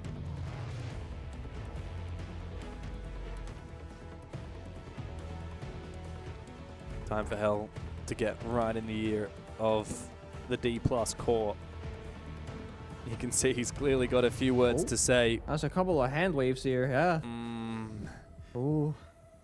Final chance to muster up a redeemable half here. Even 2 in a row might not be enough to take the map. You know, Dplus are good on their own defense, so when we swap halves, it's not the end of the world, but how many rounds will they have when they do swap halves? 1? Maybe 2? Defenders, protect your bombs from being defused by attackers. Dplus are having to contend with a couple of I was different never play given the styles. trophy, by the way. Oh, true. For the 2v2, I remember because I was gonna be handed a trophy from Rob and I brought a prop and we never did the bid because you never gave me a trophy. Yeah, I think that just when we clicked go it. back to the desk at the end of the day, maybe when we're closing thoughts, maybe you should ask him. We'll see. Okay. I'll bring it to the boss. Do you feel like you earned your trophy? I you- won, didn't I? You did win. I did win. I got my 2 kills and I won. Oh man. Nobody has ever looked at an Olympic gold medalist and say, do you think you deserved your victory? I disagree. That's not Have you how it heard of the story of the famous Australian speed skater? I believe his name was Stephen is it, Bradbury, famous Australian speed skater. I would highly recommend going typing Stephen Bradbury gold medal. Is it when the people all crashed in front of him? Whatever, is that the one? Yeah. So he knew that he was never gonna win on pure speed, but he knew that the entire, like everyone else he was competing with, were really gonna push hard and might stack. He goes for like 5 laps, just skating behind everyone else by like 10 meters, and then on the final lap, half a lap from the finish line, everyone stacks it, and he gets gold. Iconic. A little bit of Australian history I right mean, there. that's brain play. He deserves that. He was a smart individual. Come on, no. No, like I agree with you. Yeah, one of Australia's great pride and joy that moment. Hey, we'll take what we can get. Okay, a win is a win. Sometimes you'll remember how you won, but usually most people just say, yeah, we did that. That's all us. And at CAG right now, they've been doing a great job in the server 4-0. And if this being a very one-sided affair on border, no one's gonna remember, oh my god, CAG only won because Dplus didn't or did do this, whatever. No, CAG they won. End of story. That's it. Right now, it's gonna be sure been a ton of pressure here. Beneath East Stairs and on the passport door as well. And he's gonna just peel on back and give up that space and get shut down right before it gets back to safety. Yeah, well done. Very well done from Dplus. Takes a lot of time, a lot of utility, a lot of coordination, but they do get in, and they manage to take down one player. However, Zaka, who's been unbelievable on the Elliot. Guy has only died twice, by the way, in these 5 rounds, and he's hit double-digit kills. Monster of a man here on border today. And Dplus have slowed down. Losing the ace is a massive detriment. Now they need Falls the tin can openers to breach open the site, but it's not safe likely to do so. Instead, he's snuck inside the objective. But CAG know about it. Out comes that Brava. Nitro doesn't really find anything. Falls might be able to go for a plant. I think it's very likely he's going to start it down right now. The cover has to be good, but there's no C4. No, Zaka finally put to rest. Falls has to fake out the plant. Good eye from him. Good spidey sense. It's all up to Chipasu now to flank. In the 1v3, he'll only find a single kill. Dplus finally on the board and a bit of energy from the Brazilians. They took their tactical timeout. After 4 rounds in deficit, they finally get their first. Hold on strong. I mean, if that C4 was to land from CAG, that could be a different conversation. But as I said, no one remembers the small details after the fact. So Dplus are on the board, yes. It's nice and steady, but this is attack on border. I mean, ideally, this is where you're going to pick up the majority of your rounds. We'll have to see what happens at the side swell, but I'm still very much favoring CAG in this one. Then, I mean, if we gotta go there, it's Clubhouse, which, to be honest, I think is anybody's map. Even before the series started, it's very much favoring both teams' strengths and weaknesses, I would argue. So, I would love to go there. Yeah, I think Clubhouse is so iconic as well, right? It is. Doesn't get much more iconic than Clubhouse in the modern era of Rainbow Six. It's just, it's the bread and butter of Siege. Like, you've got hard breach, you've got power positions. Somehow we still have new metas and changes to the way that sites are set up and played, even this deep, even though Clubhouse hasn't really changed since it had its like, map buff in, when was that? Was that like 2018 or 2019, I'm going to say? Clubhouse has always been in the pool, right? Like even old Club was in the pool back in the day. It's never not been in the map pool. There's a bit of... Yeah, that's true. There's a bit of trivia for you. Is that one of the only maps, maybe Club and Cafe, the only maps that have always been in the map pool? Cafe was out of the Pro League map pool when it was getting reworked, I'm pretty sure. Really? I wanna say it. It was out of ranked. So I am to ooh. Old Cafe was very bad. For whatever reason, I wanna say Cafe was out for a singular season. But I have no proof to back it up. I was like, look back in the history books. Chat, from fact memory, check this. Clubhouse was always in. Yeah, that's Twitch chat in here. I do think Clubhouse was always there because back in the day, we just got everything shipped to Pro League immediately. There's no quarantine for operators. There's no ban system. There was every map got instantly shipped in. We had Favela and Pro League. Yeah, Operation Chimera. Good times. Operation Chimera changed a lot of things for the future. Lion did generational damage to the balancing of Rainbow Six Siege and how we handled the quarantine. To recover from that. Even Blood Orchid, when we got Ying, Legion, and Ella in the same season, by the way, how insane is that? Yeah.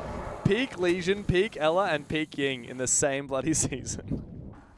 Oh, that's true. Oh, man. Good old times. Border is also... been there for a very, very long time. A lot of experience to be had on this map and not many changes. So if you've been here since the beginning as a pro player, it must feel kind of funny to still be around on an old school style map in newer modern Siege. Anything is good for another swing there. Shutting out Dplus, who this entire attack has looked kind of, I don't know, fangless. Yeah. Not a lot of pushing power happening. Very uninspired from Dplus. A little bit overthinky here. And finally, they find a kill. Desperate to find one. Nears wants to swing inside. DD goes down. Maybe there is a chance after all. Zaka covers his sound, but he doesn't realize that Levy is watching his position. This was a 3v5 for Dplus. They brought it back to a 3v2. I wonder if Chibisu is able to find the kill here. The timing is not on. He doesn't realize Dplus have actually sent it deep just at the perfect time to dodge his position. I think the Dplus might be able to form up a plant here. They're under the diffuser though, it's on the ground, I think kind of far away from most of the attackers, so it might be a matter of going for kills, unless somebody has to make a big rotation. Oh my god, he knows! Outside the Sinner's window, and Shurib knows about it actually. He could be on for a freebie here. Does Nears know that he's being watched? Indeed he does! Oh. So smart there from Nears. Now it's all up to Chibisu. Gets the injure onto Levy. Not sure he's aware of it. Nears now has the diffuser. But there's not a lot of time on the clock. He finds Midi. Oh, 1v1 now. Down from the 1v3 to the #1 player in APAC North. They go upstairs. And he does go on the verticality. He knows exactly where Nears is. He can get the info. He can deny the plant. Oh. Hang on a second. Wait, it looked the wrong way. Oh my god. But thankfully still recomposes. It's a dominant half for CAG. 5-1 on a defensive border. Yeah, he was laughing almost as much as we were then. We were a little bit worried for him. We were a little bit like, oh, hang on. What a half, CAG. I mean, I said before, they dropped the first map. Yep. They like to do that, and then they respond. And boy, in the same vein that I said to James on the couch before, I said, how often do you see a team get 3 attacking rounds on labs and go on and lose it? How often do you see a team get 4 straight defensive rounds on border and lose it? We're about to find out. We are If very they much lose this, gonna it's an find out. all-time grand final throw from CAG. We should is the key word, be getting 3 maps here and going to Clubhouse. Yeah. But for all intents and purposes, across the entire series, I genuinely believe CAG's been the better team outside of some minor issues. But overall, the bigger body picture is they've just clearly been better, but they've just got to be cleaner. Yeah, I'm really disappointed for Dplus, actually. I think on the back of their lower bracket final playing on border, I expected a lot more on this map. I won't lie to you. After watching the way that they kind of dismantled Kinotrope on those attacks, I thought, hang on a second. Dplus are on here. They've got it figured out. Obviously, yes, it's a different side, but it still felt as though the attacks that we saw versus Kinotrope, just completely different outcomes. And yeah, different caliber of team. We're not denying absolutely. that. I mean, that's the problem, really, is it? Like, for Dplus, you're playing border against Kinotrope. Now you're going to play against CAG. Just because you've played the map already today, you're playing a whole different team with a whole different set of strategy and playing it far better in terms of CAG versus Kinotrope. That makes it very difficult. And also, I was having a look before as well during the game. The last time these two teams played on border as well, Dplus ended up, CAG ended up winning 7-2. So I'm pretty sure CAG has beaten them on all 3 of the maps. Like, Scary. this is a case of Dplus just can't seem to get over this hurdle of CAG. It's happening again here on border. Labs ends up being maybe the anomaly. And if we do go to Clubhouse, I mean, it's a way in which it shapes up to be quite a decider. When you look at their records, 4-2, 4-1, both clearly having some very good time on club. I think we get there. I'd be very surprised now if Dplus are able to bring this back and it ends up being like the most defender-sided border I've ever seen. I just don't think they have that in them. But I would at least like to see Dplus keep it close, just so it's not a total blowout. But I'm fully expecting we get to Clubhouse. Yeah, I would love to see that Dplus can kind of come back in this series and really show us what they showed us earlier against Kinotrope on border. They are a phenomenal team. Right now, it's like the wind's been taken out from underneath them. Like, it's not the rug. It is absolutely the wind. They look breathless. They do not look like the same team that we saw. And again, it's super important to keep the context here. They're not versing the same team. They're versing a CAG that used to be like the Kinotropes of the world. They used to be really aggressive and chaotic. And since the addition of DD Man at the end of last year, since Sparky's come on, there is a real element to CAG that we've never seen before. They're far more structured. They're far more dangerous. I mean, I can't think of a single close round from that first half that wasn't converted outside of that 1v3 from Chibisu, which I think is going to prove to be absolutely pivotal. I got it that time, Jake. But it is time, unless you have something else to say. No, I haven't got any pivot tables, no. No pivot tables this time around? No. But I do think CAG will win this. Well, Dplus, look, they're not on the ropes by any means, but they are down. They need to get back on their feet here. I said it yesterday in one of the series that we had. If you're Dplus, this is such a massive matchup for you. This series contextualizes really the last 18 months. I don't want to put that much pressure on this game for them, but it really does. It's been 18 months of building slowly, getting better, getting more consistent to a point where they could beat CAG and could really look like the team that takes control of this region. But they have to do it here. They have to do it now. They've got to bounce back. They've got to look like the Dplus Kia that we know.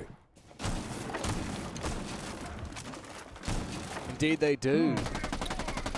But, of course, CAG I are got on. an update for you, James. Oh, hit me with it.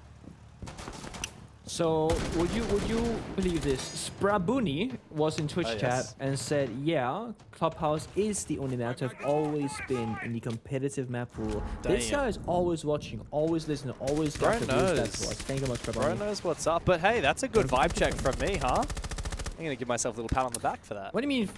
Wait, what do you mean? You said Cafe was also in the map pool. I said it wasn't. It's on the Clubhouse. Look, it's me who gets again, great team effort from Dev and Pengu. I mean, what Oh, can't this okay, duo do? Honestly, like, we've got did two that. Six Invitational championships between us, however many Pro League finals, like show match victories. You should know by now. You should know by now. I just think, you know, what can we do? Nothing can stop us when we're together, Pengu. That's it. Next time I'm gonna get you instead of Noah for the 2v2 against Xenox. Unless, Look, of course, his I'm power control confident. is I'm not over. confident against player. I'm confident against Xenox, though. Yo, you take on Xenox, I'll take on player. We'll see what happens. yeah. And I'll get to Melbourne for the less ping as well. Oh, mate, we need a It'll be an even rematch. game. Absolutely, we need to see that. Look, good. diving back into this game for a moment, as that is what we're here for. Look, it does seem to be a little bit of a trend between these two teams. CAG, they really know how to take the fire even after they lose that first map. Of course, when these teams met in the upper bracket, CAG won 7-0 on the map that they took Dplus down on. You can never count them out. They are a force to be reckoned with, even when they lose the first map. The second map tends to be much more in their wheelhouse. However, as we flip the halves, Dplus, okay, Nears. What? How do you win that fight? Shurip shot first. He had the Peeker's advantage, and he still gets shut down. Nears, though, forced to answer his phone. Otherwise, the Jago payload would deliver a killing blow. Muzi, though, is the one who suffers as such. DD man hunting him down. The XK23. 3 versus 3 now. Dplus holding on its Nears yet again. So deadly and falls. Big Q with the FMG9. DD man 1v2. And Levy, the real Levy, will stand up in Fountain and rain down upon CAG. Dplus not quite out of this yet. No, not just yet. Gotta hold on, because just every single round that goes against you will also sway the momentum, the confidence, and you're getting Dplus, or giving them rather, a chance back into the game. There was a round where CAG, they wanted to make it a convincing and quick round victory, right? They were straight into armory balcony, into the door, wanted to get a plan down as quickly as they possibly could, and then just got smoke banged by Falls, losing 2 members. They could have arguably slowed down, done something differently, but they want to end this as fast as they can. Also, mind you, longevity-wise, so yeah, 4-7, 5-2 right now. It's not going to be the longest UF3 of all time, but there is always going to be the aspect of how long can your star player play the best for? How long can you stay at 110% focus? Because even Shuri, who was so hot on Nighthaven Lab's attacking side, he's been kind of cold since defense on Nighthaven and all the way into border. Yeah, I mean, and he was the player that lost the free kill against Nears that round. He was swinging his stairs. He gets damage to Nears first, and then Shurif gets 90-degree flicked onto. Yeah, I don't really know what to say about CAG in terms of like momentum, fatigue. Like, this isn't the longest series, like you said. It's Dplus who are playing their second series of the day. I can't really comment much on CAG, but I feel like I know Brazilians well enough. And we saw the reaction from Dplus when they got 1 round on the board here on Border. And we know that they're all playing in the exact same room in that boot camp facility in South Korea as well. And I know for sure that these guys will not be fatiguing at any point, even though they've come off of taking down Kinatrope in the lower final. There's just something about that Brazilian blood. It pumps so hard when teams are playing Siege. But hey, you never know what'll happen on map 3, even if CAG win convincingly here. We saw it in the upper final. CAG and Dplus had a very long and grueling first map, which Dplus won in overtime. Second map, CAG won 7-0. Third map, CAG won 7-5. So even if this ends up being a quick affair and Dplus fumble it, I won't count them out on club. However, at the moment, the only fumbling is happening by the top fragger from CAG. It's Zaka to go down early on that Twitch. However, a quick response. Nears a little bit too aggressive. Look at that spray through the wall from Levy. No info whatsoever. But a refrag for the ages. Quick onto the 3v3. This has been a bloodbath. So quick to respond right now. Dplus covering each other excellently in the server. And right now, fighting is sort of all they have. I mean, yeah, they got 2 C4s, but it's not going to be about the verticality right now. It's about taking the horizontal fight, try to stall for as much time as possible, only fall down those hatches when you absolutely have to. Now, they do have Musi on the Orange, who can also get back up for a flank later on, but it's going to be a high risk, high reward sort of play. If they hear that, CT might get a free kill. But now it's DD man walking down that 90 hallway, getting info on 1 player. It's going to be Levy. Whenever you see that Monty, you gotta get on her way. And then the wallbang almost takes on Anderson as well. So much pressure applied upon CAG. Oh, and that kill might be the killing blow here for CAG. Dplus just dealing with that Monty. Great kill from DD. Gets picked again! DD on the Monty, embodying his teammate of Anderson. And it's all up to Falls now, 1v2. And now he's spotted. Quick pre-fire through the wall out of nowhere. 2v3.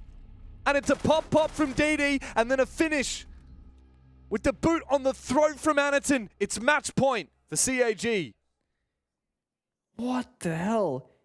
This DD going crazy on bottom main staircase with 2 huge picks and a wallbang from enemy before the yellow ping even comes out. Such a good read on the situation. And it was Dplus maybe a little bit overly eager, a little bit over-egoing CAG in that fight. You had Oryx right out of the corner, the perfect multi-counter. You had a crossfire, you could fall back towards Customs and just play safe. But no, they wanted to fight the 1v1 pistol gunfight against the Monty, and they lose it. But look at the chain reaction here. A kill downstairs, a wall penetrated back, we go upstairs, see DD man turn around. So many back and forth moments. Oh. Damn. The read there. And the energy. I love how DD is just never surprised. He's like that old sensei sitting back. He spent plenty of time watching the game from the coaching stand. And now he's... Look, he was called on about a year ago, right after he coached his team to a grand final in Rio at Reload. And then he was forced to jump in, play for the team, after not playing since the days that he was on the good old Donuts VARREL roster way back in the day. He went to Copenhagen with them. He spent a long time coaching. He jumps back in the server as an emergency sub. And he never left. Which I think CAG realized, hang on a second, I kind of like having a dedicated support player on our team and getting the rest of the squad to be more aggressive. I mean, it's enabled Chibisu to just become a killing machine. Yeah. Shuri to take every risk he wants. And Anaton to have the freedom to not have to be a support player. Anaton, he's a great support, but he's even better when he has the freedom to play however he wants, to flex between 100 different operators. Few players are as flexible as Anaton, and it's the secret weapon for CAG. It's all enabled because of DD standing on the back line. And yet he can still frag the hell out. We've seen that more and more from him. I have you covered. There's even more to it. It also gives CAG more structure, more ways of playing the game in general. Like even DD playing the Monty versus Anaton playing the Monty. 2 very different play styles. It also has a player on the server who wants to play the game a bit more slow-paced at times. And you can kind of reel the players and say, guys, slow down, step 1, step 2. Chibi goes down. And this is Dplus going hunting with Nears on the Clash, looking for these opening duels. DD man playing the Monty as a response has to be careful because if Clash finds him, he too will get stunned and guard broken, and that could lead to DD's early death. Ooh. Almost a freebie there from Shuri.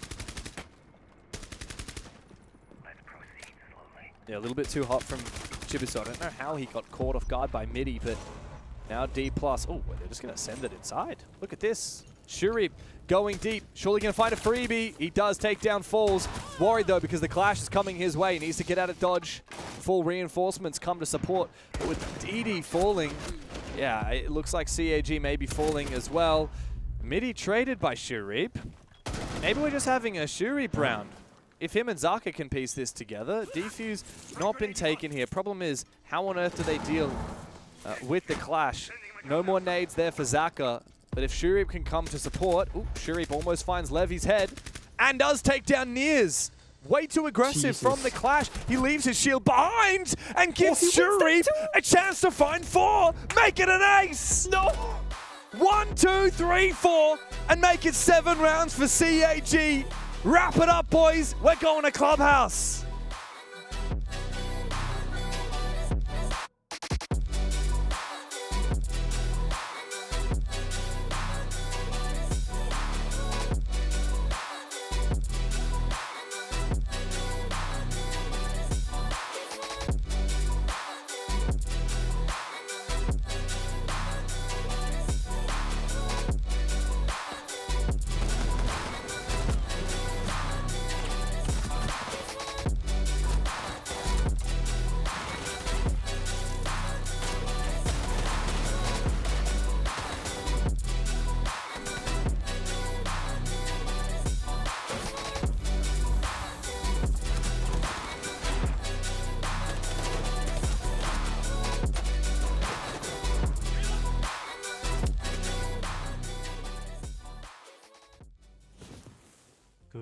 그때 팀에 새로 합류했던 저랑 그 샤일이 일단 성장 그 팀의 수준에 맞추는 게 제일 급선무였었고 그때 이제 점차 몇 개월씩 하면서 이제 실력이 어느 정도 괜찮아졌고 이제 팀과 잘 어우러지면서 로컬 대회 지역 리그는 다 이겼고 인비테이셔널 딱 진출을 결정 지었을 때는 다들 엄청 좋아하긴 했는데 막 그렇게 놀라진 않았어요. 막 우연에 의해서 진출되거나 그런 게 아니었기 때문에 꽤 자신도 있는 상태였고 그리고 인비테이셔널 가서도 이제 플레이오프까지 진출은 했었어가지고 다들 뭐 기뻐는 했는데 막 엄청 놀라진 않았다.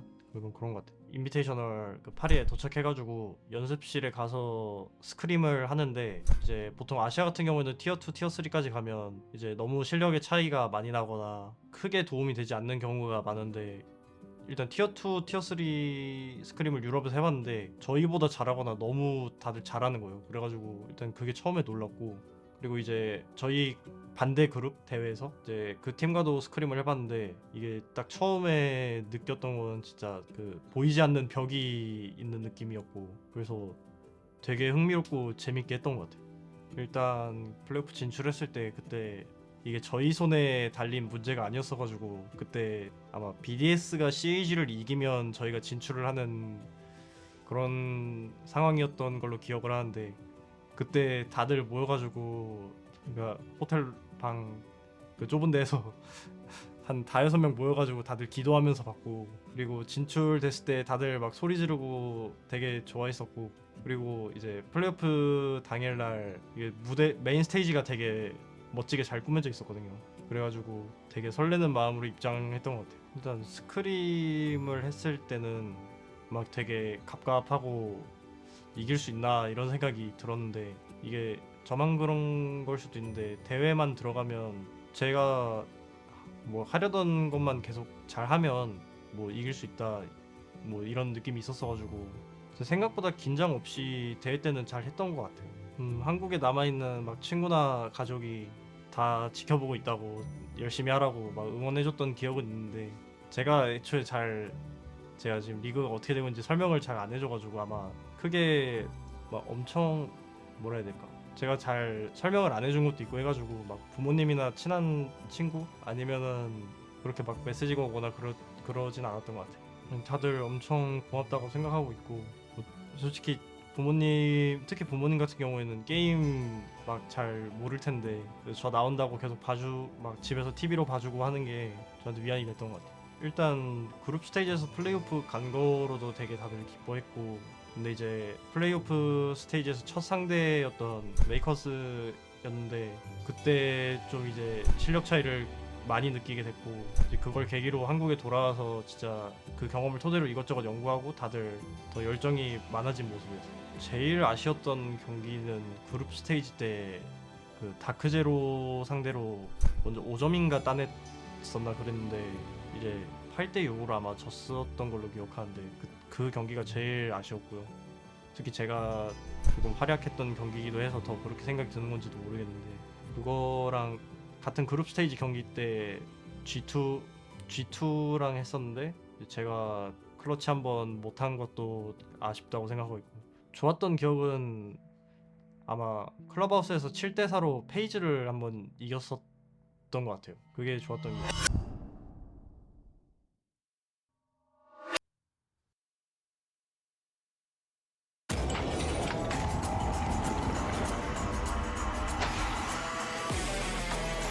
They've come out windmilling like an Englishman looking for a scrap. But talking of a scrap, Pino! If he goes uncontested and the kick goes cold, that will be devastating. The grenade goes through, that's the swing! Cyber and Bullet are able to get one apiece with the kit so far away, and Canadian down upstairs. Cyber. Wow, that was special. It's a 1 versus 3 to hold, and they're pushing him from behind. He's found one. He's got to get the vertical as well. They get pulled off Tim. We're down to the last 3 or 4 seconds. Ryder's got another. He's held on. He's going to do it. And PSG take the 2-1 win. Both players spotted, but the res can be made successfully. Information from the bees. He goes in. W7s. they cement themselves as one of the greatest of all time. He's starting to get cooked alive, Ollie, but he's using the stim pistols. Look at this from the dock. Surely not. Brilliant! That's play of the year in my book. Plays the game, hits the old body, doesn't quite catch it. There's the he gets it! There's the dash! He doesn't have the he doesn't know! confirmation. He's going back, he's not quite sure. He Nesk, you only gotta has go. a few seconds. Stick it, Nesk, stick it! This is an angle that he might be able to contest. No, unfortunately, he takes just a bit of damage there. A walk, I guess, the second one. Eclipse, though, will get one, turning it into a 2v2. Now they push it on the side. The Bandit will lose out on this. Eclipse, the last alive on the Ella. Spots the head and takes him down. The ace for Waka. He will down VC. Canadian positioning to pick up, but that's going to result in a double nade from Vertical. That's 4 for him in the round. Necrox, the final defender against Vertical. The ace, absolute domination. Believe in magic, Michael! Team 1 does as they win the Mexico Major!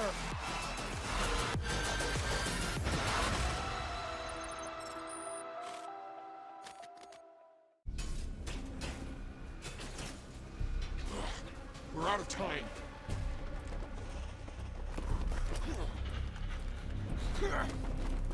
Let's put them in the ground. Fall back!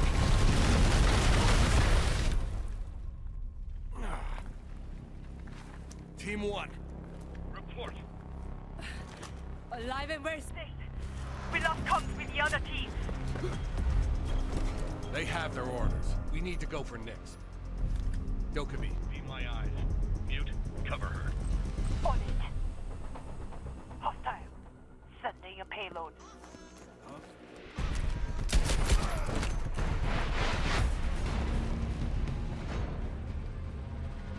You're cornered, Nyx. Surrender. I see one old man. One old man about to die. I see you're running 7. 3 rows down. Hack my phone. Huh? What if Do it now.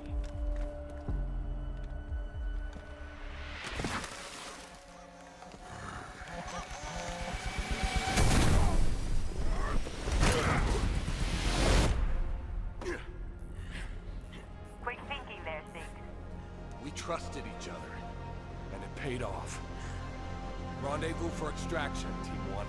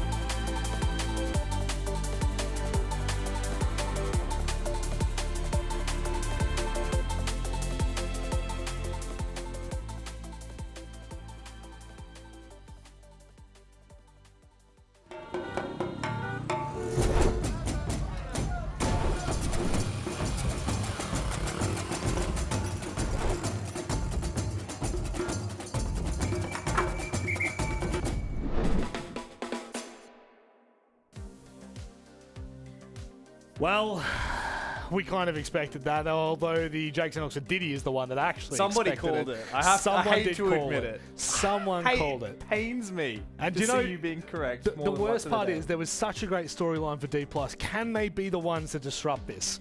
Jake? Is the answer? Well, look, a broken clock can be right twice a day. And I don't want to take all of the credit for this. Clearly, a lot of other people have put the work in. So I'd like to thank Des, making our STP, and Liquipedia. Yeah, shout out Liquipedia. No, but obviously, I think it's important that CAG had to have at least got back and made it competitive on border and considering a grand final and what's at stake, they needed to win. And I don't think not qualifying for the Esports World Cup for either of these two is acceptable. One is going to be bitterly disappointed at the end of Clubhouse, and that's the way it needs to be. Yeah, I feel like that's the one thing that sets apart APAC North from the other two sub-regions. OS very much in its own case because we get 2 spots and we've got 2 teams with the obvious picks for it. Asia, you've got 1 team that's an obvious pick for it and only 1 spot.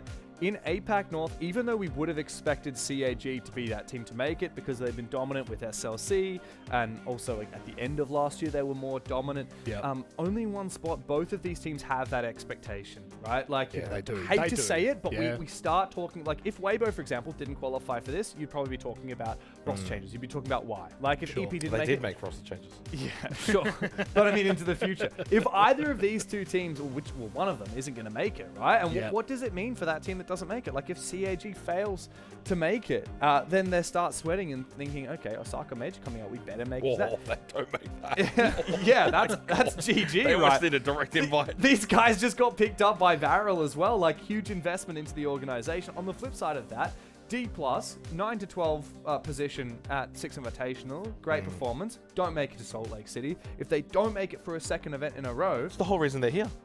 Exactly. It's literally the whole reason they're here. In this region, because it's an easier pathway. Because clearly it hasn't been that easy. Got 4 chances in SAL. I mean, it's very competitive, but you have 4 chances. Yeah. Only 1 chance here in APAC North. Look, if APAC North always got 2 spots, I could say, yeah, it's a little bit freer. And they can get that. Whoever wins this and goes to the Esports World Cup, they can earn it. Can they earn it? Because I'm going to be honest, I look at this region and I think, boy, they almost deserve 2. Yeah. And only 2. Historically, provided it's these 2. Historically, we didn't have 3 sub-regions. We had 4, right? We had OS, SEA, Japan, and Korea. We combined Japan and Korea because they can play on the same servers. They do anyway, right? Yep. And also, Korea maybe doesn't warrant having its own region at the moment, unless you import some Brazilians. Drive by.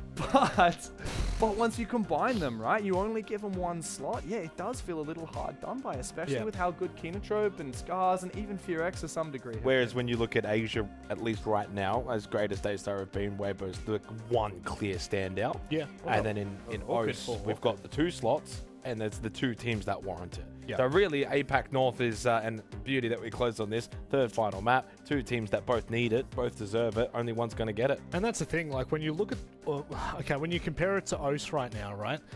I'll be honest, I didn't expect Chiefs to be as competitive as they were in the series that they played. Right, they pushed EP, they beat EP, them in the upper final. And then they pushed them to 15 rounds on both maps. I didn't expect that. However, in this kind of series, I won't lie, I do expect that from Dplus. I do expect CAG and Dplus to be going to a 3rd, and I expect, like we just saw on Border then, for individual performances to make the difference in certain rounds. And I mean, like you look at the 3 rounds in particular, realistically, this should not be 7-2. This should have been 5-4 in favor for Dplus. If it weren't for Chibisu in round 6, if it weren't for DD Man with the shield, the 2 kills he got with the shield, and then if it wasn't for Shoe Reap going 1, 2, 3, 4, 5. 7. but got all of them. Ultimately though, like this is the difference maker in games like this, because yes, holistically we look at both teams, we know that both teams aren't going to be the greatest technically speaking in terms of their strategical knowledge, but by God, we know that their individuals can perform, James. And right now, going into a 3rd map, I mean, I really don't know what to expect. Clubhouse is just, for me, it's up in the air. It's left with the gods. I mean, Clubhouse is just the most classic Siege in 2026. You've got hard breach minigames, you've got trap minigames, you've got roam clearing, you've got mini executes. All of the meta power operators on attack and defense are relevant on this map. It's open season. However you want to play the game, you want to run shields, you want to run glads, you want to go for a Wamai strat, or you want to do the opposite. it. You want to ban some of those operators, lean into something different. Wouldn't be surprised if we see one my bands here. He is so powerful for holding rafters, especially now that he's got that Nitro Cell or that shield as well. There's just so many options here on Club, but like it comes back to another thing for me, which is... It's a rare Sparky sighting. He's usually not... on camera. Did you see that he was on his phone earlier when we cut to him as well? That was a good one. He looked stressed. Well, I mean, wouldn't you? He has reason to be. Both of these teams so dearly need this. I mean, going to a third map, both these teams have such high expectations out of themselves. But I really think, like, on a map like this, it comes down to individual players having their moment. Like, obviously, you'll have some guys who are on, like, 10, 15 or more kills. I care more about DD getting that 1v2 like he did at the end of that last month. I care more about Chibisu going big on a round when it matters. Yep. It's not just about the stats, not just about the kills. It's about the impact plays. It certainly is. And look, as far as impact plays go, I know we haven't seen impact plays from Zaka, and I'll kind of flip the script a little bit there. But talk about consistency. Talk about a player that just through and through has been there for CAG over the last 2 years, continues to perform in moments where he's really needed to. Like, I must say, I think that he has stood up in a region of phenomenal players. Don't get it twisted. APAC North is full of unbelievable gunners. And Zaka seems to find consistency, Xenox, when it's most needed. Yeah, I mean, I think that clearly when it comes to CAG, they've always been the kind of team that's had quite a lot of talent, quite a lot of quality. And Zaka's no different to that. Of course, formerly Arcali, just as a reference point for those a little bit unfamiliar when it does come to Zaka. But he... You know, I think that what he can actually offer is he doesn't need to be the main man. No. He doesn't need to be Chibisu. He doesn't need to be Sharif. But what he does need to be, James, is there as that third foil. And you look at the previous map, Chibisu goes 10-6, Sharif goes 10-5, Zaka goes 10-6. That's a good little even spread. He's helping out just as much as the top guys. Yeah. And Zaka's a very smart player. He's happy to sit on the more back line. Sharif's the guy who's making the plays, taking the risks. Yep. Chibisu has a little bit of a license to do that as well, but sometimes he gets reeled in. Zaka much more reeled in, much closer to DD and Anaton with the main push a lot of the time. He's got some hard breach responsibilities. He's also clearly like such a big communicator, such a big personality on the team as well. He knows how to be consistent, which is what CAG need to deviate from that CAG of old where they just threw anything at the wall and see what stuck. No, now they have like a real backline. They have a real team that can achieve great things. And the only thing that stands in front of them right now is not just Dplus, it's themselves. No. We talked about it a lot. We've talked about it extensively. CAG, it's always been about that mental conversation. I think for a lot of APAC North teams it has been, Jake. I think a lot of the conversation around these teams domestically, but more so internationally, is they're phenomenal teams. They're champion-beating teams. Yeah, absolutely. And look, I'm excited for this one. Clubhouse, talk about a classic map in terms of what we've got in the pool right now. It's not quite Oregon.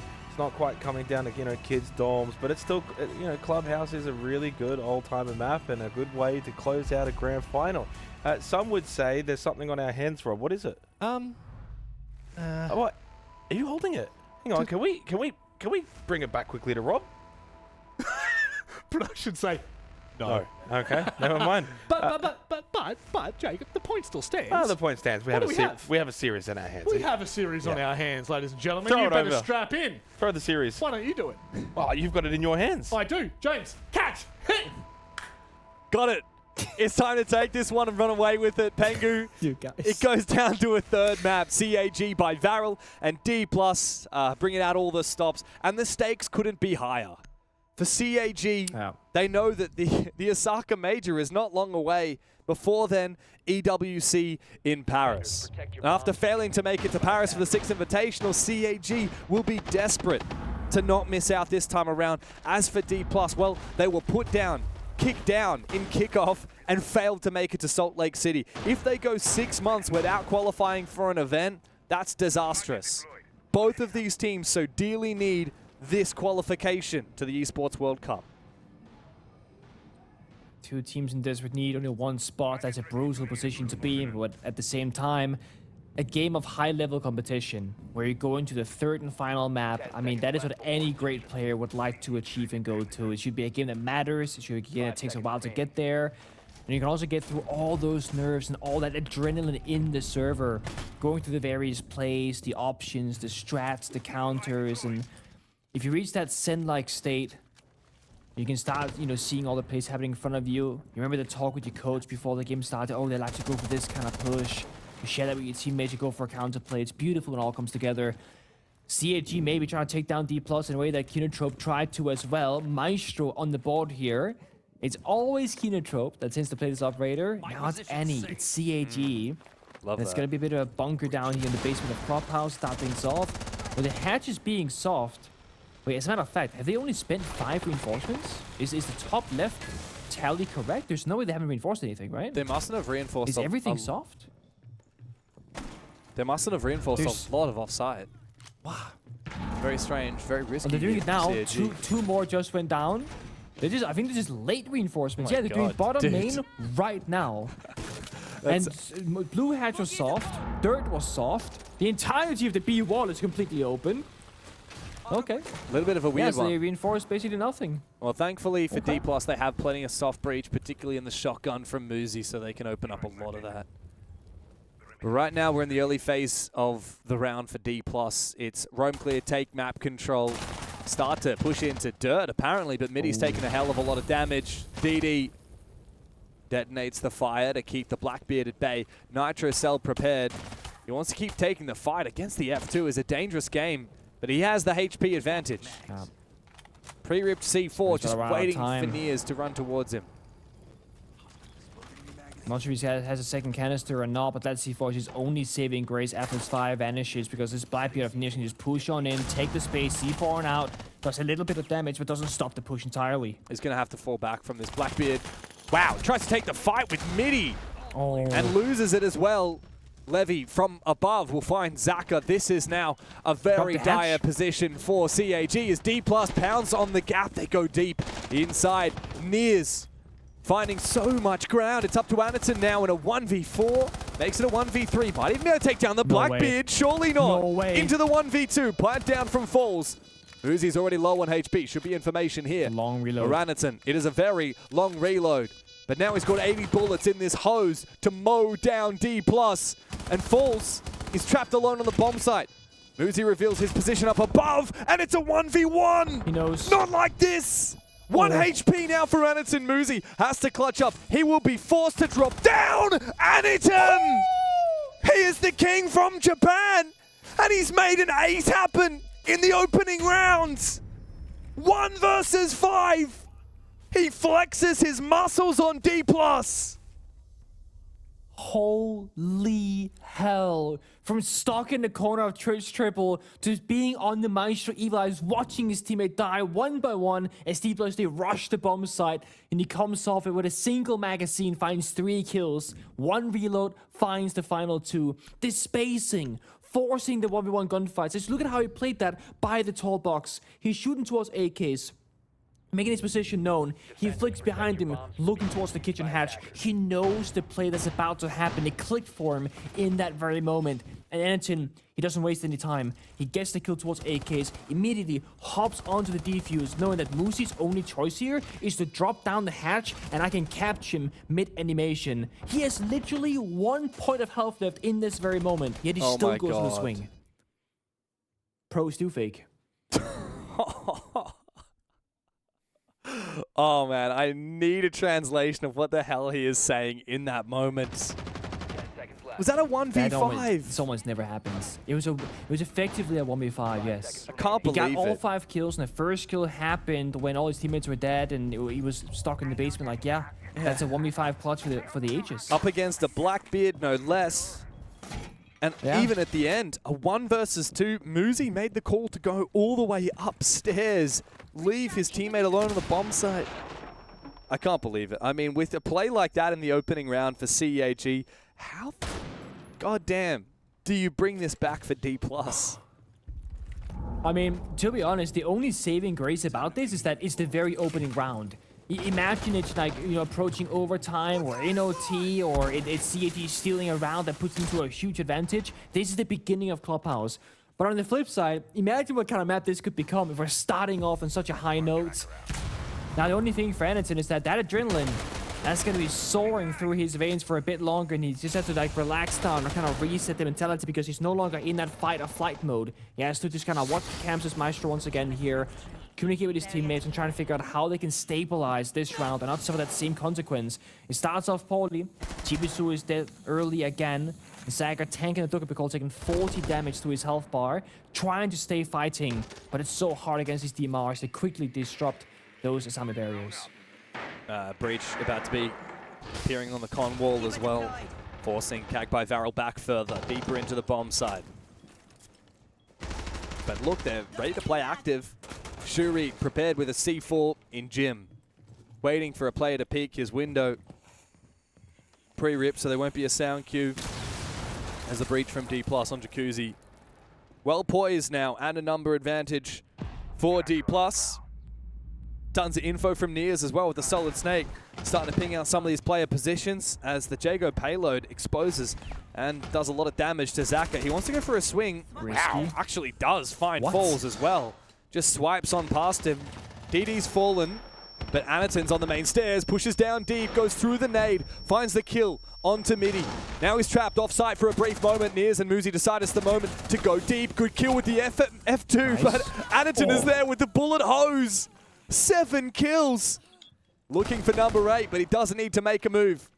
Shuri just around the corner from him as Muzi is forced to clutch. And guess what? CAG have plenty of info from the Evil Eyes. They can fall back down. They know the defuse is not in Muzi's hands. And now they're just toying with him. Can't even go for it. Can't even take down the Evil Eyes. At this point, they're just toying with Muzi. Now they need info. Where's that plant going down? It's a game of cat and mouse upstairs. As Shuri still up above. Muzi trying to chase him on down. But yeah, he will tank the calls. He can't actually get on his cameras anymore. It's just up to the teammates now to continue pinging that position. Muzi has to go for kills. Doesn't get the chance. Shuri and Anaton are simply playing with him. He'll save the KD, but he can't save the round. It's another heroic moment from Anaton. 2 straight for CAG. A masterclass once again in positioning and decision making. Understand that you don't always have to play for kills. In that 2v1, they just fade away. They play downstairs in bar. They got the spam red pings. They have his teammate play aggro on the side itself while he can just kind of play as a backup. If his teammate dies, the attacker's forced into planting. They know exactly where. He can walk off for free, get the kill, or shoot him down vertically. It's beautiful. And before it becomes a strategical masterclass, it's Annie finding the clutch, finding those 2 huge kills. Deimos downstairs in bar, walks up and just one-taps the player on the bomb side who was about to make minced meat out of his teammates. There is a hero for CAG. 2 rounds in a row now. That's Anaton. Every player on CAG is capable of having a game-deciding moment. We saw it on Border. It was DD Man with those 2 pistol kills on the Monty. And then the round after, it was Shuri with his ace up when things looked dire, when it looked like Dplus was starting to bring it back. Chibisu's had his moments. Zaka has been fragging out like crazy. And Anaton, typically on a shield operator, but even as well on the Maestro, on these defensive powerhouses, he can do the same. Dplus have been suffering on these last 2 maps. Nighthaven seems like a fever dream from weeks ago. And now they must play the game that they have before them.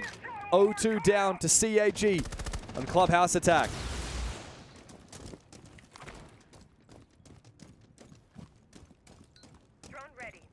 He's off the Maestro, unfortunately for Anaton, but the difficulty of playing those cam operators is finding the space to go on damn cams in the first place and watch them and look at the current phantom pressure. All the walls are opened up, the windows, the barricades. If you're anybody from CAG, you gotta have your guns up and ready for a fight. Despite Dplus losing the first 2 rounds, they've been quick to get the first opening pick and quick to take that map control, and this round is no different. They're doing a lot at the same time. Muzi working with Nears and mainstairs and Jacuzzi Breach. Once they get that scanner out and figure out exactly where Anaton is playing from, they're gonna come for him. Another opening kill for Dplus. Second though, and it's Anaton who goes down. They got him. That's the player you want to target in a big moment like this. And this cache CCTV bomb site is, not a favorite of defenders in 2026. Not in the current meta of Rainbow Six. Who am I still alive? That's one of the things that makes this bomb site a little bit more playable, but not really impactful whatsoever when you're fighting from this far behind. Well, though midi goes down, as I say, Wamai, Shurip decides to peak aggressive. The only way that Dplus lose a round from a 5v3 is if CAG start pushing and winning 1v1s. There's a player outside the main breach of CCTV. So unless they rotate a second player there, there's less backstab pressure now on towards CAG themselves. And they're actually abusing that. Well, they're playing outside the breach, waiting for a drop down, expecting another freebie. And Levy's kind of struggling with that. Boss has a shotgun. So limited what kind of fighting he can take as well. He's still might just getting more and more value. Not making those magnets, or sorry, those cadellas go too far inside the bomb site. Throwing grenade. And I think that went down again. Yeah, it's going to fall back down. DD man swiftly makes it a 3v3. Both hard breaches now down for Dplus as CAG have regained control of the round. I hear a Candela ringing into the bomb site, and Falls is deep inside. Breach. The breach exposed, and Nears will double down. It's up to Zaka now in a 1v3. Finds Falls. That's the deadly shotgun eliminated. Needs to make it a 1v2 now. But round the corner comes Nears. He's hungry for more with the AK. A third on the round for him. And a first on the board for Dplus. Still way too close for comfort. It's a 5 versus 3 position that could have easily become a 2 versus 2 if a couple of gunfights don't hit their shots, you know? This is going to be Dplus feeling that pressure in the server. And what do you even ban? You've lost 2 rounds to Enerton on Maestro just clutching in an unguarded way against you. Like, what do you ban here? I'm very curious to see it, if he's going to go for the target ban or the bandit. Okay, so just back to base here. Wall denial operators, Kaid, Mirror Bandit, no target specifically here. And then Solid Snake in response, I think is excellent from CAG. It is such a limited counter operator. You can stand in a mute jammer or play the vigil or whatever, but like that's the only options that you have. And it just gives you so much intel on the roam game there. He saw 2 separate defenders that was roaming in master bedroom and in offices all the way from Jacuzzi Breach. I don't know how I feel about Dplus consistently banning Kaid, Bandit, Mira. They did the same thing on Nighthaven Labs. I'm not big on it. Yeah. Look, they didn't do it on Border. They got rid of Mira, Valk, Clash. But, yeah, I don't know. I just feel like when you ban Kaid, Bandit, it's kind of like saying, hey, I just don't want to play this one mechanic in the game. I don't want to play Wall Denial. But it means that you're leaving in so much else. Instead of playing the opponent before you, you're just altering one fundamental part of the game so that you don't have to think about one aspect. I think the best teams in the world are able to adapt their bans to their opponents and instead say, okay, look, if they do bring the bandit, that's fine. That's an opportunity to use one of our 10 different counters we have. What about with the triple Zoph buff that we had recently, we Zoph out the bandit? Or what if we use Capitao on the bandit, you know? Like, so many different ways to fry a bandit player and actually turn that, same with Mira, into a free kill. So many different ways you can counter these setups, and I don't love that from Dplus. I feel like it just exposes a weakness. Also, mind you, when the enemy is playing a bandit on defense, they're playing an operator whose sole purpose is to do something at the very first step of the round, denying those walls. And if you attack, there's an opening on Jacuzzi wall, and nobody realized. Not us, not Levy, only Shurip, so he gets a complete freebie and falls on back. They'll play the round 5v4 because they realize they killed the Ram, the vertical operator. First opening kill for CAG, by the way, in this game. Yeah. But yeah, you're making them play a bandit operator that only does one thing in the round, and that's your first step. So once you're past that point, it's just a guy with a C4. That's all bandit becomes all of a sudden.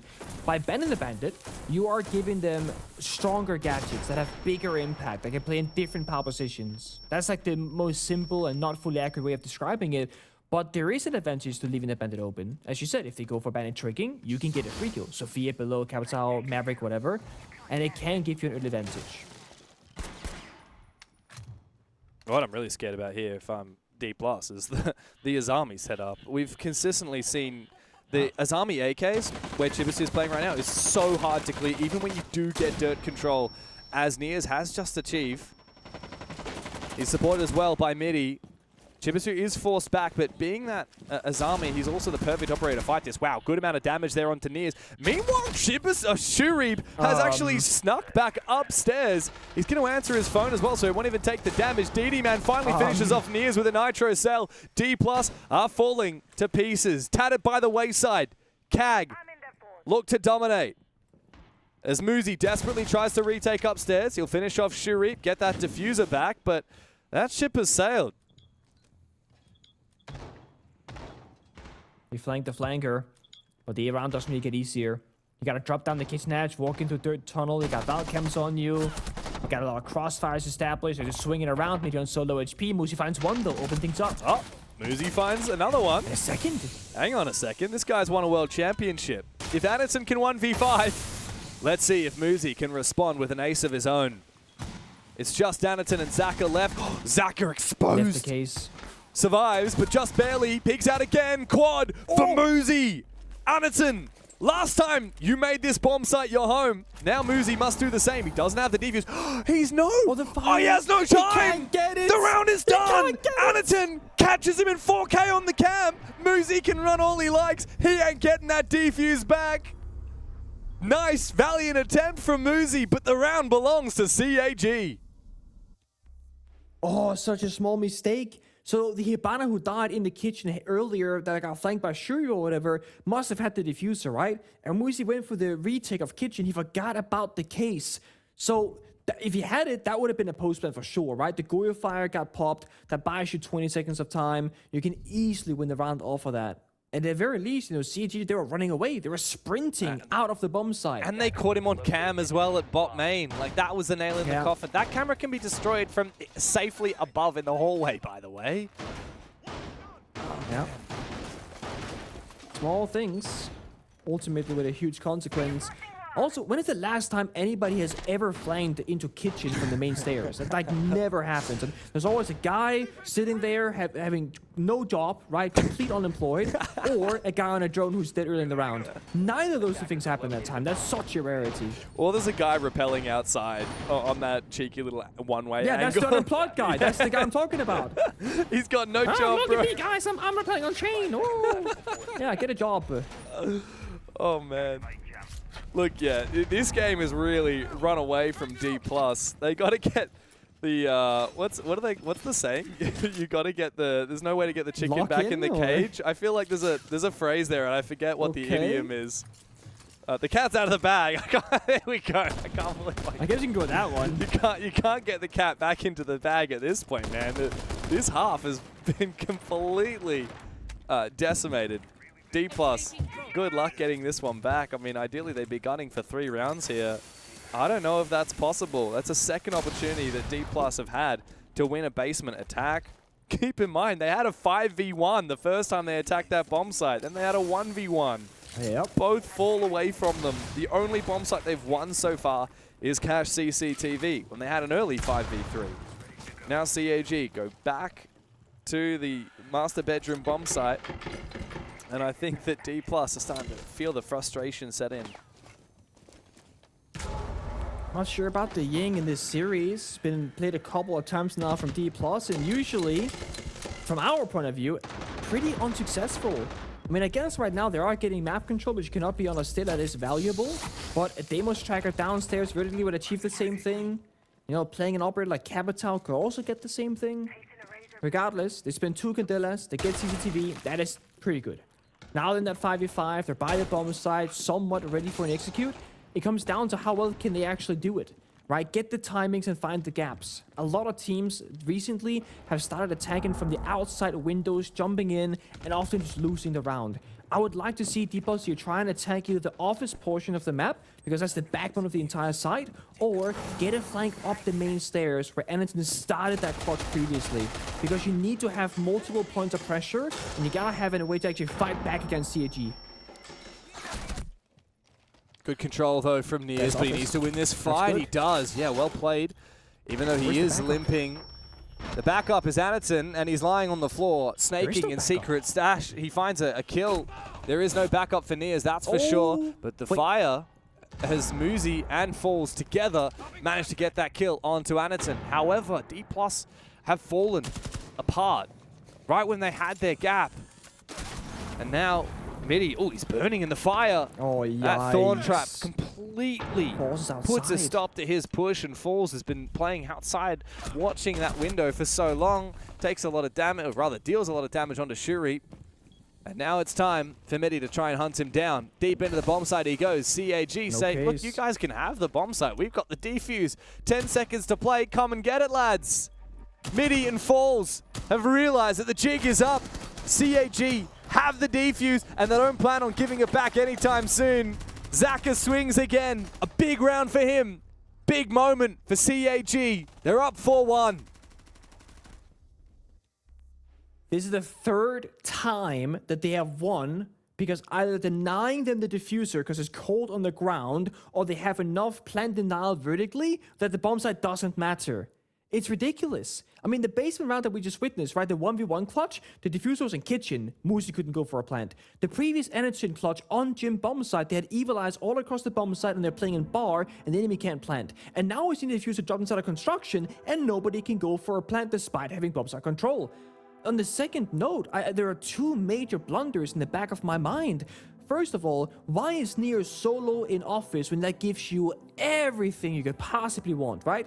It gives you construction, gives you master bedroom, you cut off the rotations, and you can just sit there and be a sentry turret, right? Nears gets a kill, then he dies, nobody retakes the spot. They had the Deimos right on the hatch who chose to run away rather than dropping down with Nears and finishing the job.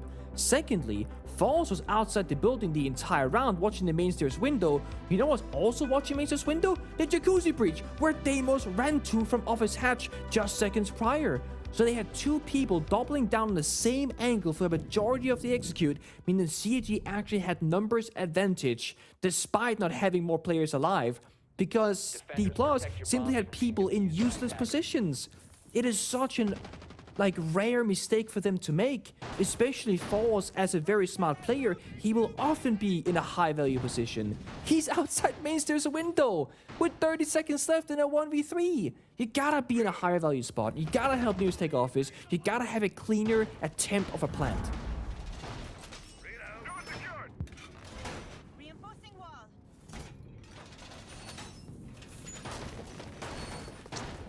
If there's anything going for Dplus, it's that we're going back to cache CCTV. I can't believe that the scoreline is 4-1 when you look at the opening kill scoreline. Yeah, the opening kill scoreline is 4-1 in favor of Dplus, by the way. It's insane. Look, if CAG managed to win the opening kill this round, this is the most important round to win the opening kill because it's the bomb site that is least defendable, right? It's the hardest one to make work. Last time they tried fighting back from a 3v5, it's just not going to happen, right? If they get an opening kill here, or if they stay alive and play off of their anchor positions, the world is their oyster.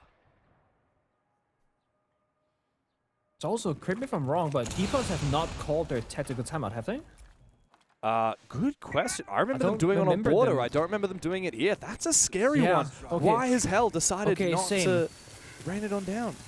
So the only thing I can think of is that the way they've lost the rounds is just small player mistakes, right? And they know that. Like, it's been CAG clutching. Do you call attack when you're doing most things right and the enemy is just better?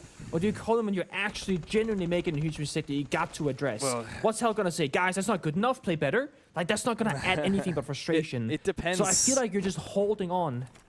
I guess it depends, though, if you're getting the coach in for a strategic reason or for a mental reason. Because clearly CAG are running rings around Dplus, and there's that opening kill! The thing that they were waiting for, the thing that we were worried about for Dplus. If you can't win this bomb site in a 4v5, and that means it's going to be a tumultuous half for Dplus. They're going to need to be impeccable on their defenses. Otherwise, you can kiss your ticket to EWC goodbye. Reminds you, this scoreline, this clutch potential from CAG has happened with Chibisu being 0-5 on the scoreboard. That's how hard Annie has been clutching and the rest of his squad. They have a player who is yet to reach the scoreboard. That's not the case for Dplus. It's also their usual top fragger. That's absurd. Chibisu is the highest rated player in the league, by the way. 0-5. Doesn't matter. They're that good right now. They're covering each other's weaknesses beautifully. Toxic Babe goes out, and it's going to soak up the util in response. There was all the Sophia concussion mines that was getting eaten by ADSs, and now they got to sit there and wait for 12 seconds saying, okay, guys, what are we doing? Well, they have Nears outside the CC breach on the roof, who can drop down the platform and take that backside approach later on. They have Nears downstairs with 3 big booms still in pocket that could maybe net them that opening pick. Oh, but here we even go. if they were to find it, there is such little time left. He's doing it blind. There's no info. Yeah, no info whatsoever. It was just to enable Muzi to jump in the window, but he loses his fight anyway. Now Zaka wants to try and peek it, and then quickly realizes, hang on a second, I don't need to peek this. I can just fall back. I can just try and buy as much time as possible, and I'm going to run for the hills. Great spacing. Get the crossfire, and with that, get the flawless round, why don't you?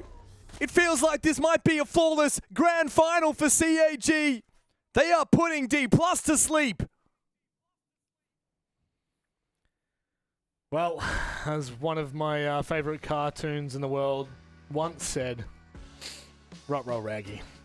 Ah, yes, that one. Honored. We're in trouble. Well, I mean, look, I think right now Dplus Kia look like they're in trouble as well. Yep. Needed to get at least 2 rounds. They had the opportunity. I said to you here on the couch as we head into the 6th round, they need to win this. If they don't, it's going to be some troubling times. And they didn't win it, did they? They most definitely didn't. I mean, James brought up the good stat, which was, 4 out of the first 5 rounds, the opening kills going the way of Dplus, had so many opportunities. What about the Anaton 1v5 opening round? You think about the fact that Nears gets a 3K in round 3, they win that. Well, Muzi gets a 4K in round 4, but runs out of time, 1v1, time runs out. Genuinely feel like after the first 4 rounds, Dplus should have been almost 3-1 up. Genuinely could have been. See, you have to ask this question, and we have to ask it globally. If Anaton doesn't win that 1v5, if Dplus stops swinging him and force him into a 1v5 as a maestro post-plant, this entire game is completely flipped on its head. Oh, no, I agree. I think you demoralize CAG straight out of the gates in that first round. You show them that you're here to play. And look, I don't mind the fact that they are trying to absolutely crush them into the ground in the 1v5, but that is every 1v5 starts with a swing. I mean, it does. So where to for Dplus? Because it's one thing to sit here and talk about what's happened. Now where to? Well, and defense is better. Well, that's the thing. You go defense if you're Dplus. That's the most important thing. Yep. You look at the players that are performing right now. Falls 1-6. Now, he has been, up to this point, tremendous today. He has. Lower bracket final MVP. And across the first 2 maps being their best player. You look at the summary of the series. So that encapsulates the 3 maps. Yep. Still positive. In fact, the only player that's positive for Dplus 20 and 18, you look at Just Clubhouse, 1 and 6. Yep. So it really highlights how good he's been in this series. If they're to come back, if they're to win this, they need Falls. It feels like they need their captain to really drag them over the line, get involved. Now, they are getting a little bit more from Muzi in this game. 6 and 3, they'll need more of that. What they also probably need is Chibisu to stay irrelevant. 1 and 5, 0 and 3, and yet CAG are 5-1 up. That's insane. If you're Chibisu, you're sitting back thinking, oh, the one bad map that I have, grand final, map 3. But you know what? My boys got me. Anaton's got me. Anaton, my boy. Exactly. Look, I'm CAG 5-1 up. Usually you would, they're in the driver's seat. Yep. But I've seen enough Clubhouse in APAC to know how incredibly defender-sided it can be that I'm not completely going to write Dplus off yet. Do you reckon Dplus could bring it back from 6-1 down? They absolutely could. But I will think if they do not win basement here on Club, I don't think they're going to bring it back from 6-1 down. I think the really important context going into this is actually how close so many of those rounds were in that first half. I think you don't want to discredit what Dplus were doing. They were getting caught dropping the kit in places that were irretrievable, and CAG played it perfectly, like pinpoint perfect. They looked great. If anything, I think CAG won that first half, not Dplus losing it. I think you have to put the pressure back on Dplus now for the second half. Yeah, last one as well before we throw this back over to the boys, because it's the last time we're going to get to speak before we reveal who's going to the Esports World Cup. If Dplus are going to win this second half to get it to probably overtime, because I don't think they're going to win 6 straight. I would be very surprised. Opening kills must maintain that ratio that they had in the first half. Might even be easier to do that on defense, and certainly must be better in the clutch and get a lot more out of faults. If they can tick off those 3 categories, I can see them definitely getting this back to that 5-3, 5-4, and from there, the series returns to our hands. Well, basement defense to kickstart here. It is, make no mistake, make absolutely no mistake. Dplus must win this if they are to take that EWC slot. James, it's all on you, mate. Well, hopefully not. Hopefully Pengu's here as here well. Thank God. Rob? I was a little bit worried Come then. on, I was a bit scared for a second. I mean, I looked at the TV next to me. Thankfully, Pengu, you're still here, mate. Look, thankfully for CAG, they're up 5-1 and they got the Monty. Look, I want to spin a yarn here for Dplus, but you're not banning Monty. You're going for Maverick? Maverick? Yeah, so I looked at it and I thought about, okay, they saw the mirror ban first, they know they can't ban the kite and the bandit. So they changed their on the fly and say if they don't ban the bandit or kite first, we ban the Mavericks a counter. Now we get one of the two alternate operators and two Brow on the board, and we can force them to problem solving and fighting for the first. No, but that's their train of thought, okay? Feel like, it might not matter, but that's what they want to matter. I totally agree with you. I think you've got the right read. My problem is I feel like Dplus are focusing too much on hard breach on both sides. They ban out the kite and bandit. I'm not against it. They're overvaluing how important hard breach is on these maps. Firstly, there's so many other ways to deal with hard breach that isn't Maverick. Like, you look at this lineup, we got one Hibana, we got no tin can openers, we got no warriors whatsoever. Yeah, there's a bandit brought to the table. I don't think CAG are going to care. Yeah, when I said I'm against it, I meant to say, like, I'm with you. I also think it's been too much focus on it. You're giving Shui Brasak, in this case, a Solid Snake that you target in the way on Night Haven Labs. You're giving Anderson Monty. You're giving Anderson the Monty. Yeah, it is a big of a concern. They're going to go hunting for years. Speaking of the bandit, has a C4, can take down any with him if he wants to. Now it's just a matter of time, awkward. surely. That's very awkward. Oh, Nitro comes out. That's C4. not half bad. Walk forward. Anderson takes quite a lot of damage from it, and now Nias just wants to deal as much damage as he can. It's a free kill for Shuri, and that is why you do ban the Monty against Anderson. Yep. Beautifully played, but timer is taken 30 seconds. Gotta go very fast. Maybe Public Kitchen just drop one down, try and get a plant established. There's only one C4, but also, I'm actually lying. There's 3 Toxic Babes and Puck from Falls. Oh, he's in the wrong position. He's in dirt tunnel. He's in dirt. He's in getting Narnia. aggressive. Yeah, but the problem is, as you said, for CAG, stuck, though. time is ticking away. And yeah, you're right. It may well be too late for Falls to rotate back into position. As I say that, he gets deeper. And now into the bomb site, Anderton will drop. He's being gassed out already low from the C4 from earlier. Now he just needs to try and take some fight before he goes for the plant. He is being covered, but it's up to DD Man alone to try and prevent this plant from being denied. And Muzi will fall. Levy now trying to cover. Anderton confirms that plant. It's now a 1v1. 1v1. Down into that 1 versus 1 with Levy and the TCSG. The impact grenade, if it lands well, could finish off Annie. But instead he 360s and duels the shield himself. Levy has clutched up big. It's the gene that we said was there present for CAG, but has not been anywhere to be seen for Dplus. Finally, Levy shows us a bit of individuality and a bit of clutch potential for Dplus. And Levy played it so smart. There's almost no operators that can beat a Monty post plant in a 1 versus 1. But there's a rare moment here where you have the perfect tool for the job. And he was so low on health from juking the C4s and the gas and the bullets from earlier that he would die to an impact grenade. Levy had 1 spare in pocket, but instead of throwing it out and kind of risking it all, he ripped it, he showed it to Annie, and let Annie make the decision on how that was going to play out. Annie to unextend the shields, recognizing that impact grenade is going to kill him, and he wants to close the gap, go for a melee, ADS, and get the kill.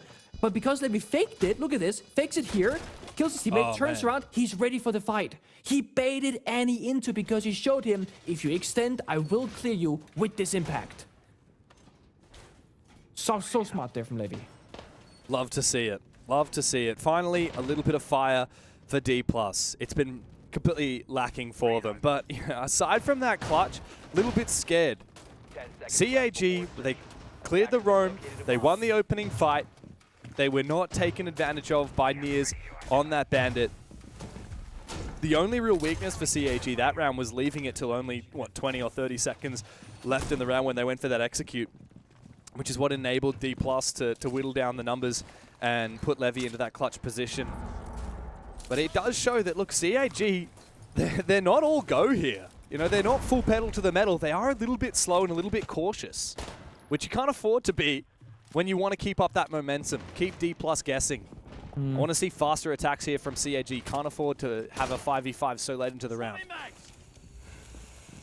You know, I didn't realize why last round flew by so fast, but it's because the desk spoke for 60 seconds into action phase. I was like, what happened to the timer? I lost track of it completely, but I realize now what happened to me is they're trying to steal our job, James. Rob and Synox, the thoughts on the couch, trying to do both of our jobs. I say no. We'll do all the talking right now, boys. Sit and watch. Meanwhile, Shuri will join them on the couch, sitting and watching his team struggling against the clash rather, and losing the Capital makes it even more challenging because that fire could be one of the few ways you could deal with this operator. Yeah, best operator you could kill for sure. That said, we have Zaka with 3 concussions. People often forget, but one Zove concussion will guard break the clash, knock that shield back, and make Niz vulnerable. But this bomb site, if you have a good setup, can be very proficient. No Wamai here, no catch whatsoever, in fact, from Dplus. Instead, we've got the clash. But Chibisu misses his chance. He's finally off the donut. 2 kills to his name. Nice. Now Levy is going to take down Anderson. Yeah, he's continuing his form from last round, giving Dplus a lifeline and perhaps a couple of defenses to pad the distance between them and CAG. Mind you, it's Levy who has been so quiet and I've been at least critical of throughout this entire BO3. He is now really stepping up and giving them a lifeline. He goes down, as I say it. DD Man finds him but traded right back, so it's still numbers favoring Dplus by 2. And they got the clash. They got the go. They can completely lock out CAG by VARREL. We see the fire on the ground right now starting to do that. And there's a clash doubling down. It is not a good time to be Zaka right now. Nah, because he's completely run out of util. No big booms, no concussions. 1 flashbang for Chibisu. Oh, and he's straight into Muzi. Falls at the top of red stairs, prevents Zaka from running in. Second round of defense in a row here for Dplus. They just need a little bit more of a runway to catapult themselves back into this game before we can confidently say that they are here to play. And just in time for Dplus to do so, CAG with still 2 rounds in the lead and just 2 rounds away from the Esports World Cup, they take their tactical. I think it's also at this point you start recognizing that CAG, they have won a lot of rounds of clutches. And I think Sparky, more than anybody else, is able to recognize that. He's usually very, very good about, you know, us playing well, them playing bad, the round going according to plan, or us coming up with a clutch. And when you're a coach who's very neutral, not like as invested in the server with all the emotions and the singular point of view, you can also catch that, I think, very, very easily. So now he can at the top down say, guys, these are the problems. These are the big focus points. This is where the enemy is weak, and this is where they're strong. I'm expecting a bit of an adaptation here after the attack timeout, because you just don't want to keep things the same. Now Dplus, they've kind of figured it out. They have Levy really stepping up, and they're not allowing CAG to get either early picks for a man advantage, nor to get to the bottom side with enough tools in their pocket. You know, losing Capital as the first member in the first like 60 seconds, that's always gonna be a super big negative to the round. It cannot happen again.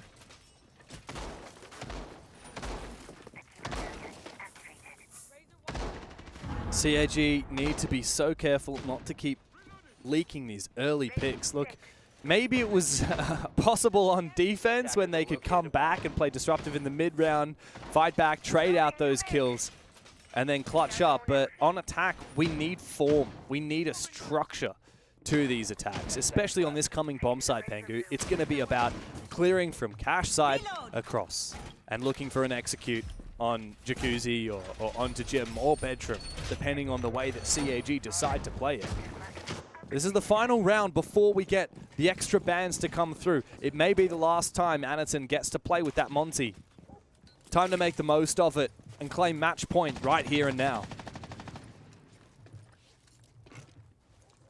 Bandit versus Thermite in the big 2026. What will happen next?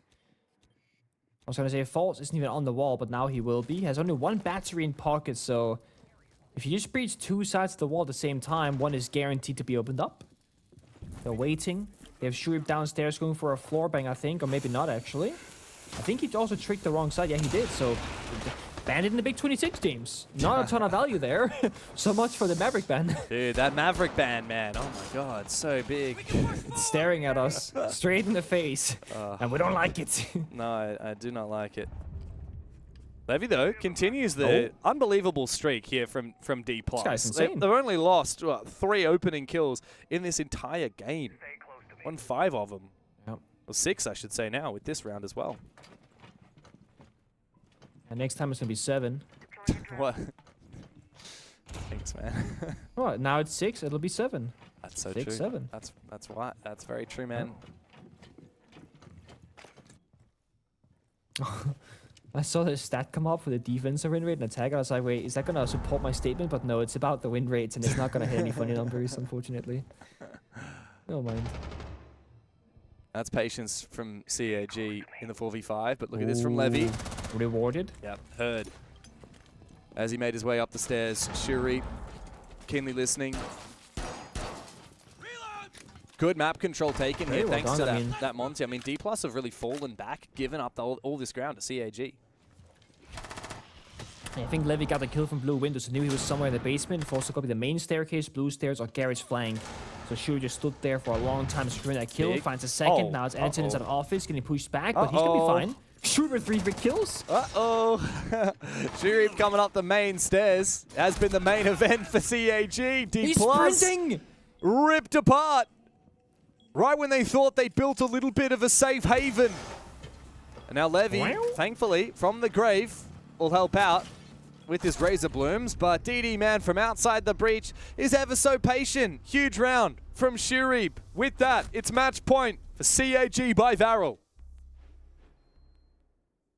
Guess what? Give Sharif his solid snake and he will find the gaps every single time. I will say it once more here. On Night Haven Labs, he got 8 kills in 3 rounds, then they target banned the Solid Snake. But now because they banned the Maverick Ying, do they ban the Monty? Do they ban the Solid Snake? What do they go for now? Because it feels like no matter what, they'll leave a huge issue on the table. Monty will get counter-banned away, Wamai in response. So now we can also lean into the Grim, the Capital, obviously still the Solid Snake. We're still going to have 3 other shield operators or Anderson to utilize, the Fuse, the Blitz, the Blackbeard. I feel like the biggest problem has been Dplus's operator ban approach for this 3rd and final map, and it would suck if it actually ends up having this big of an impact that they're just going to lose the game off of it.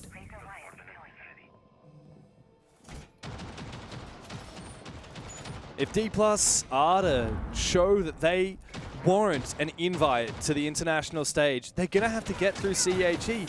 If not, now when? That's my question. You're telling me that if they don't make it to EWC by taking down CAG right now, then their next chance on the international stage is going to be trying to beat CAG for a spot at the Osaka Major? Come on. In what universe is CAG going to let themselves miss out on a spot at our first ever major in Japan? And if it's not then what about the 6 Invitational next year in Brazil? I'm sure Dplus would love to be going to that. How on earth do they expect to qualify for that if they can't make it to any of the international events prior? They won't have enough SI points to qualify. They'll have to go through the APAC LCQs, and I do not like their chances. With their backs against the wall, and Dplus taking a match point with 3 rounds to win in a row. Levy on the smoke, went for a spawn peek on construction window. I don't know if that's acts of desperation or just Dplus saying we're gonna throw everything we have at the wall and see what sticks, because they need this opening pick and they lose it. Levy goes down. Smoke first member 2 Saga LOL in the chat up against Solid Snake and the Blackbeard. Great operators. Another one. Gunfights. Forget the intel. Another one falls. The star players of CAG really showing up when it matters the most. And it feels like Dplus has won almost every single opening engagement except the ones that matter the most. They took a map off of CAG already at the start of today. It's been a marathon. They dismissed Kinatrope. It wasn't even a real battle. Dplus were just warming up for the main event. But it has been a disappointing showing from them today. They might have stolen Nighthaven away, CAG's map pick. But then we go to Border, where Dplus are meant to be at home. And they only find 2 rounds. Now on Clubhouse, it just hasn't been enough. That's a lot of damage onto Anaton. But you can't count him out until he's on the floor. Yeah. The only other sort of damage they're gonna have that's not a gun is gonna be the Razor Boom that are all pre-positioned on the map. There's a good chance that Ansel will be fine for the remainder of this round. Plus they get a 2-man advantage. As I said, they can just hit this bomb site from 5 different angles. Main stairs, kitchen edge, third, blue, motor door, and they're gonna be finding a gap somewhere. All they have to do is win a single or gunfight, and with that, they'll get a plant position later on to utilize. And they got 60 final seconds here to set that play up. Yeah, 60 seconds is all the time in the world that CAG need. They're just biding their time. They're waiting for the opportune moment. No need to rush this. CAG, this is your moment. to get back onto the world stage for a shot at a championship. And Shurip's got all the info he needs to swing on Midi. Ill-advised of Midi to continue fighting this. Anaton takes a little bit more damage. Dplus are just waiting, biding their time. Great shot though, Shurip has been dispatched with. The DD man quickly takes down Niz. Midi is doing everything he can to keep his team in the tournament. And he looks to get aggressive down at the bottom of main stairs. But DD quickly peeks. Zaka will finish him off. A storm is brewing in the north, and Muzi is the only one that stands in their way. And with the Osaka Major on the horizon, Japan will rise to the occasion. CAG by VARREL to the Esports World Cup.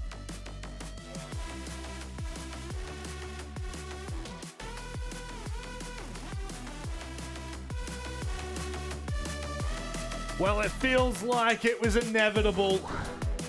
What a performance from CAG after losing the first map. Jake, by God, did they show us why they are the best that APAC North has to offer. Yeah, congratulations. What a tremendous effort for CAG. And luckily I did my homework and saw that, yeah, they like to drop the first map and then make their way back. I will say to them, you go into the Esports World Cup, you cannot be affording to drop first maps there. You might not quite get the second chances that you do locally back home. It's a testament, though, to their ability to not give in. Labs was, you know, a pretty decent win for Dplus. You look at the streak from round 4 to 11, they won a single round. They got absolutely decimated, and then obviously it turned it around on Border, and their clubhouse was really, really solid. I mean, James, smashed Dplus here, 7-2 Border, 7-3 clubhouse. If Nighthaven Labs wasn't in the mix, we would have said this was a one-sided grand final. Phase today on the latter two maps, at least. The thing is, there is still something hanging over them, which is, right, back-to-back events that they've been to, both the Salt Lake City Major and the Munich Major, not a single map win. Munich, I think, bit of an asterisk. They had some really hard games there, but people are going to look at the numbers and ask questions, and nobody wants to see the best team out of Japan dominate in APAC North and then fail when they go internationally. So this is a huge achievement for them, but the real work is still to come. Well, they start phase 1, right, at the Esports World Cup, so they start... You're the one with the little iPad. iPad kid. Before we go into that, you can save that one for after this, because it's one you don't want to miss. Sparky. We never miss him, I tell you that much. He's always here. He's always ready. Sparky, a huge congratulations on making it back to EWC. And obviously, you know, I think that many came into today expecting CAG to be the favourites. Map 1 gave us a little bit of a heartache, but how are you feeling now that all is said and done? Good. It was a good game. Yeah. I think one thing I want to get out of you here, Sparky, is the overall mentality going into today's matchup, because I think, is it fair to say that you think you're the favourites here? In this league? Yes. Yeah, absolutely. I mean, I think it's pretty obvious. I think it is, but still close matches nonetheless. I want to get your insight as to kind of what is it that's ticking right for you at the moment. I know that you've had your comments in our interviews about, you know, the things that are going wrong, but what's going right for you in the team at the moment? It's just very, very good individual players winning rounds that they're not supposed to win. But that's part of... But that's like... You're not going to have a major winning team, given that we're not a major winning team. Yeah. But there's no major winning team that doesn't have players that can win, like they cannot win rounds they're not supposed to win. You have to win rounds you're not supposed to win to be a major champ. So I think that's going right for us. And then just the standard improvement process is slow, but certainly, you know, it's working. So. Yep, certainly is. Sparky, congratulations to you and the team. A tremendous effort, 7-0 in the group stage, and then 2-1s across the board throughout the finals. I do have to actually kind of ask a little bit. We mentioned it on the desk after you dropped the first map tonight on Nighthaven Labs. That's become a bit of a common theme through finals. In fact, in all 3 of the series played, you actually do drop the first map. Do you think there's something in that, or is it just a coincidence? No, it's just that DK is a heavy counter-stratting team, so they probably saw our strats. We just did some questionable things. Like, I knew we were gonna struggle a bit more on defense because they are a heavy counter-stratting team, and we didn't really have like strats that I thought would work better against them. So I just think we did some questionable choices on the last 3 rounds on attack. I think we should have stick with Monty. But it's okay. I mean, it gave me like a way to like communicate with the team, and also gave me a picture of DK's game plan. So I knew after border they wouldn't like our bans were on point. We picked Monty. Like I knew it was over after border. I knew like before border started, I knew if they didn't get the bans right, it would be over, and it was. Are So you saying? yeah. You mean the map bans or the operator bans? When you say the bans? No. When they didn't ban Monty, I knew it was gonna be over. Like they felt overconfident after, because they saw we didn't pick it that much on labs, which was our mistake. We could have gone 6-0 in that half. Yeah.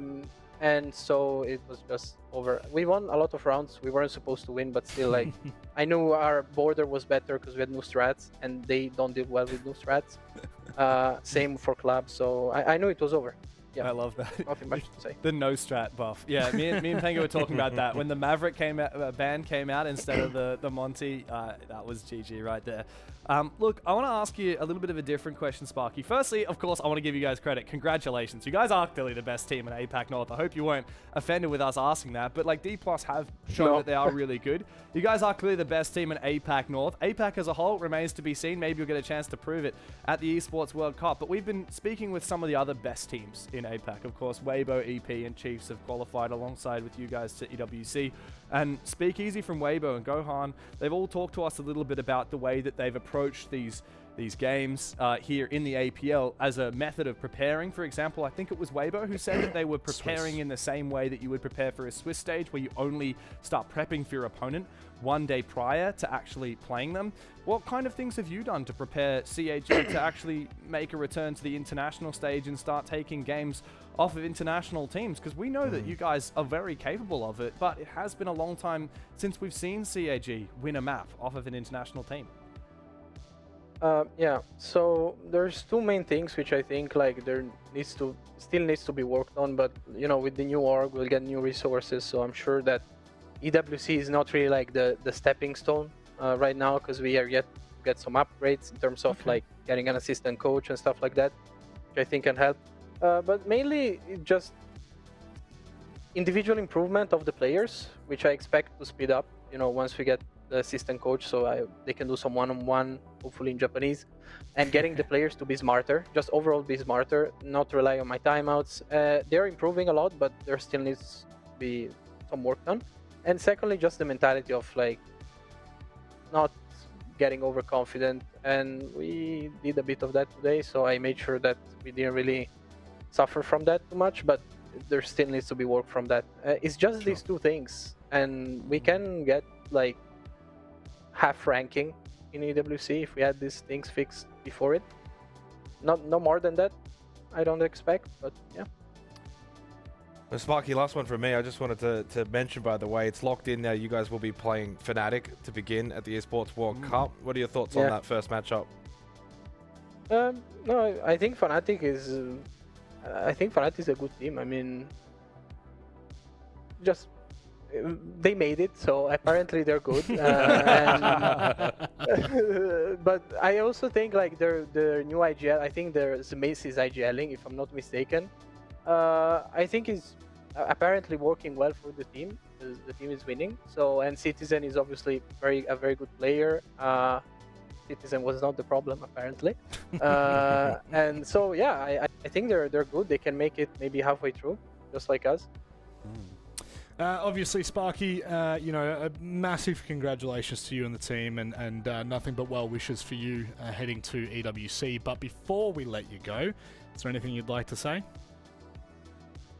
You know it already. Thank you for watching the game. We don't have a game next, so thank you for watching EWC, and thank you for the sponsors. It's short and sweet, Sparky. I love it, mate. Thank you very much for joining us, and you know what, mate? Go celebrate with the team. Go and enjoy.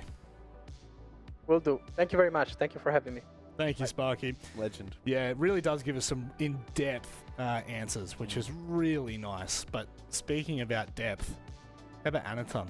How about Anaton? He was absolutely incredible.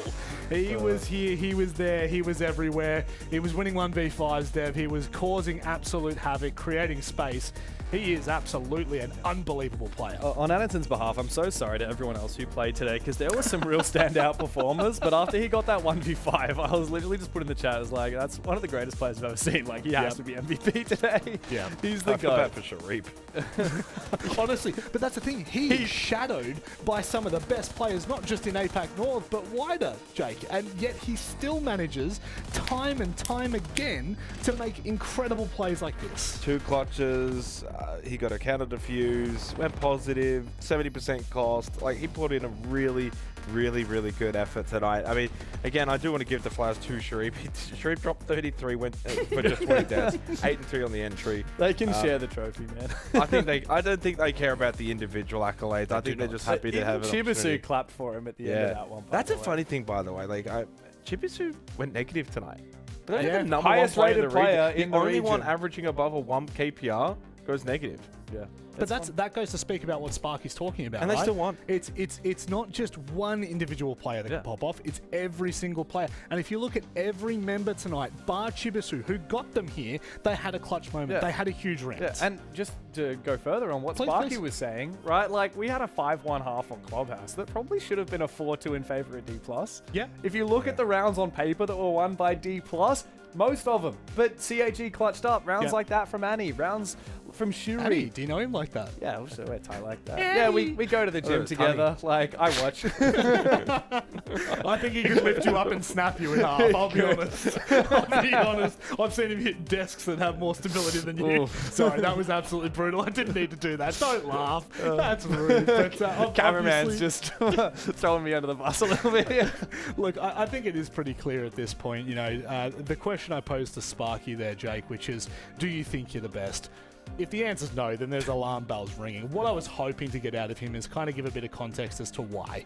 Because I think that for many of us, outside of the individual moments from this, I don't think that there was a standout moment that I go, that's why they're the best in the region.